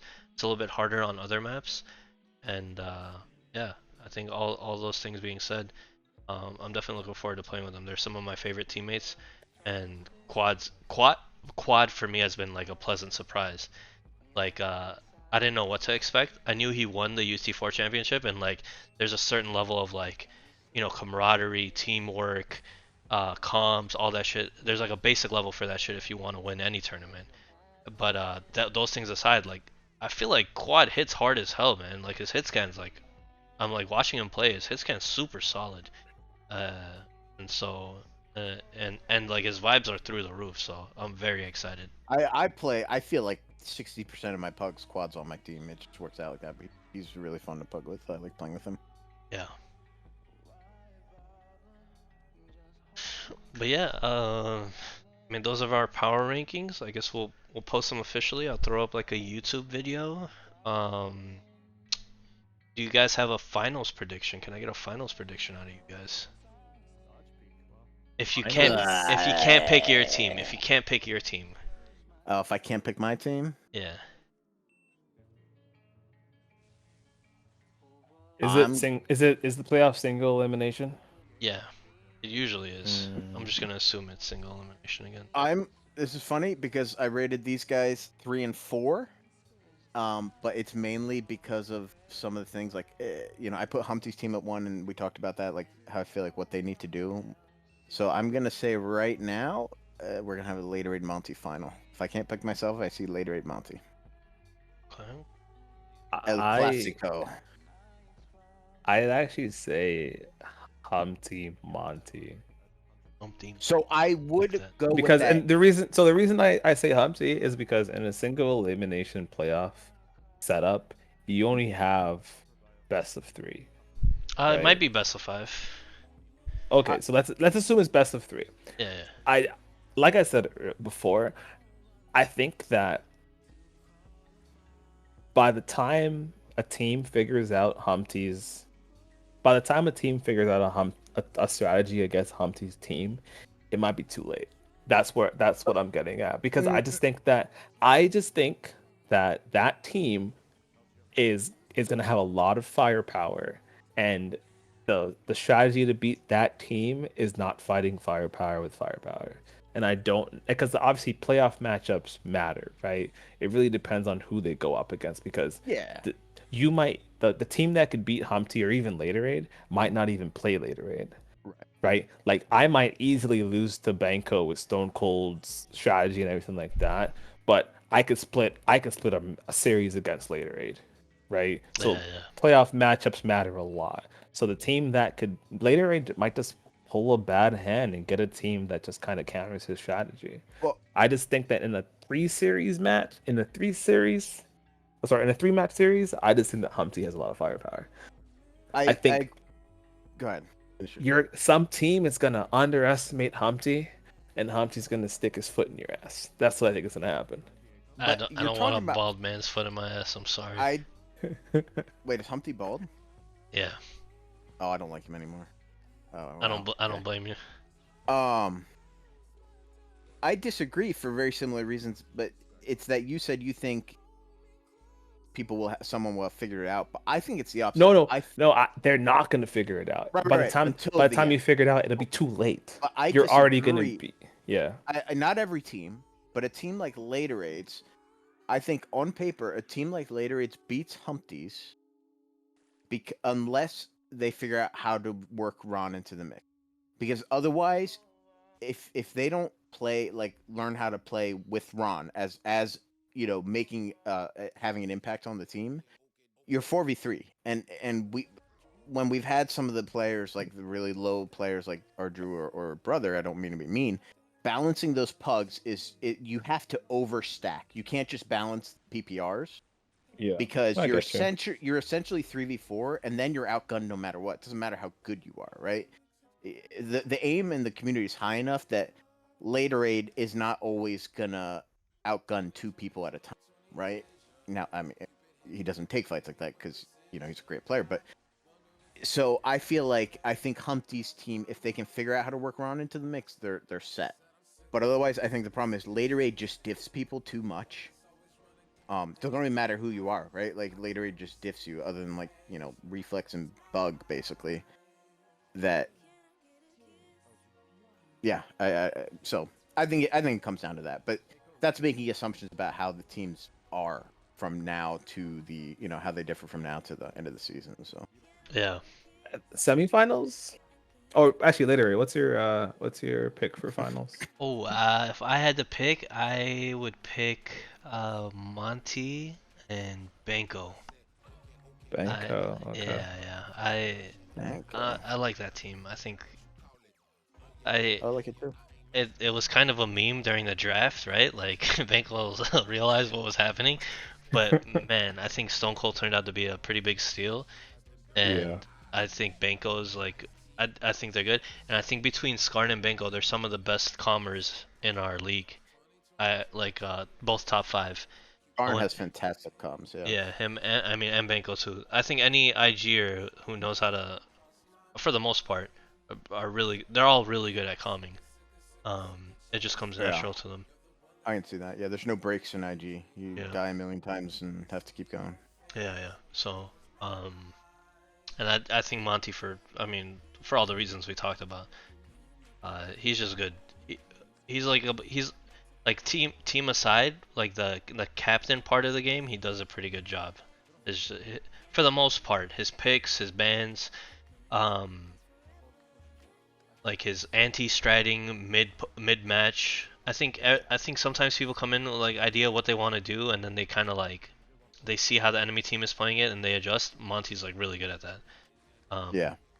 So for all those reasons, it's hard to count somebody like that out.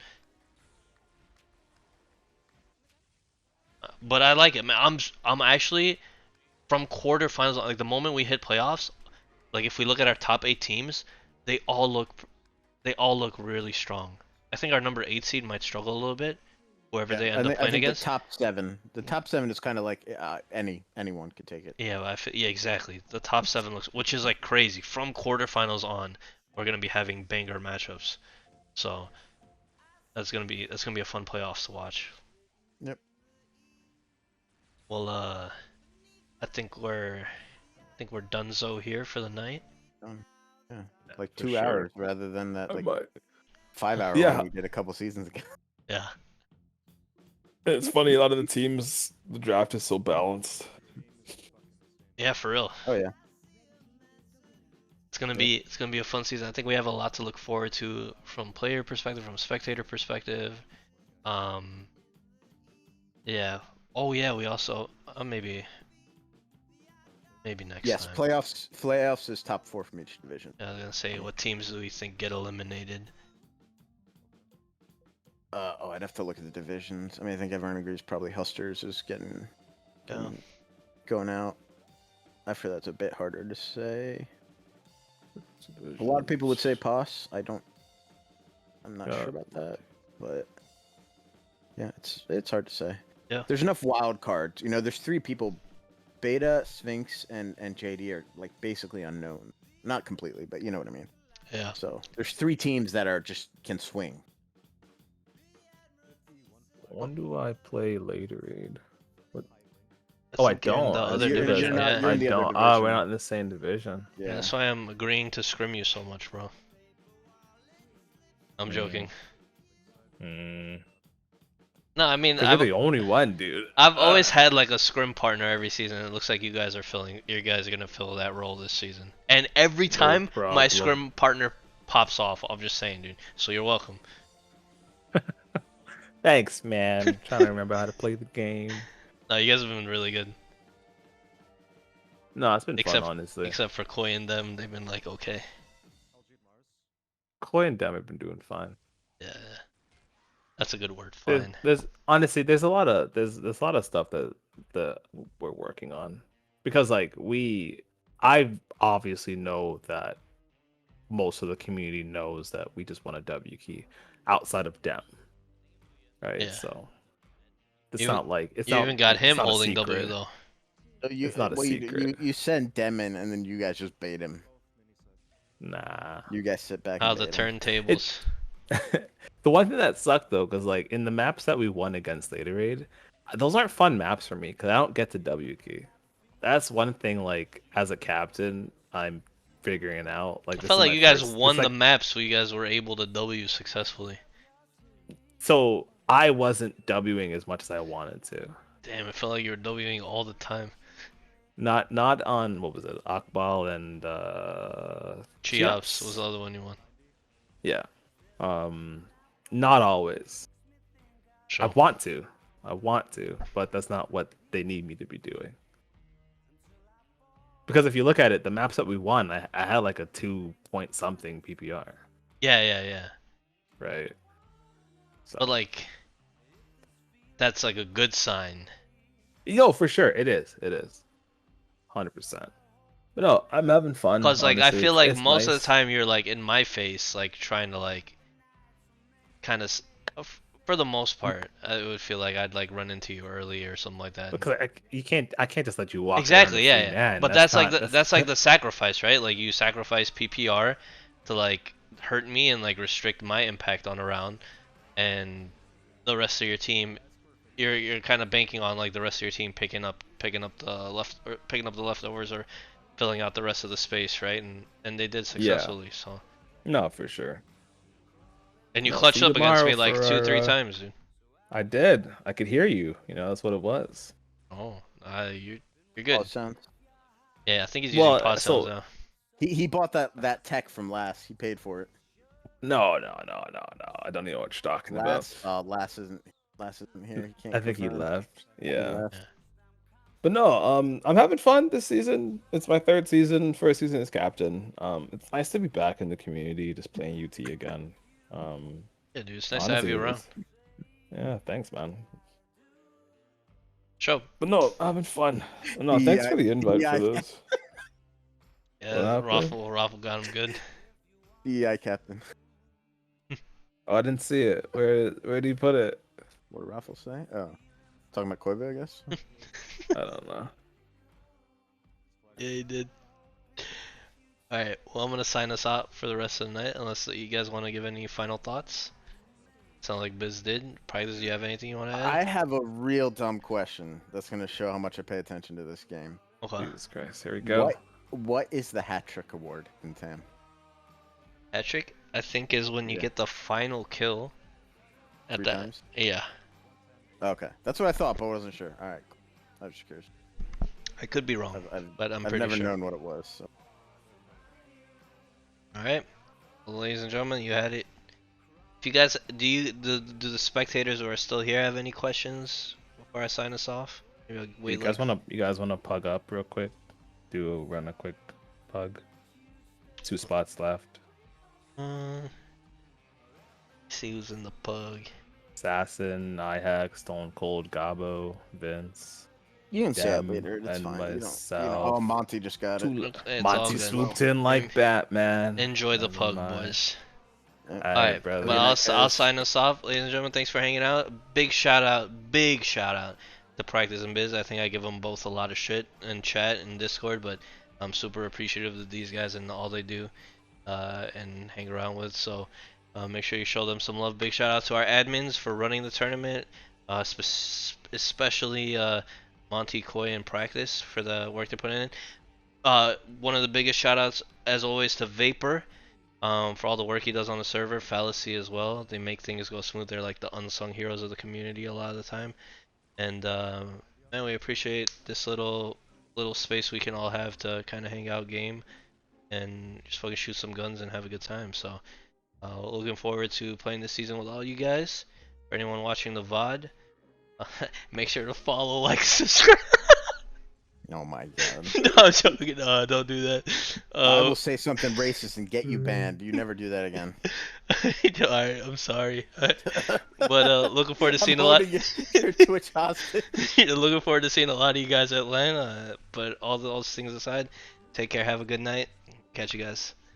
Yep. Have a good night, guys. Peace.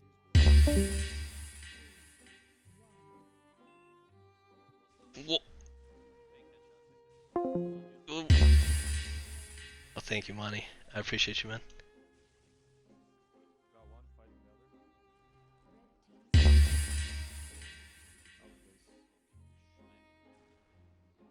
Alright, boys. Take care. Have a good night.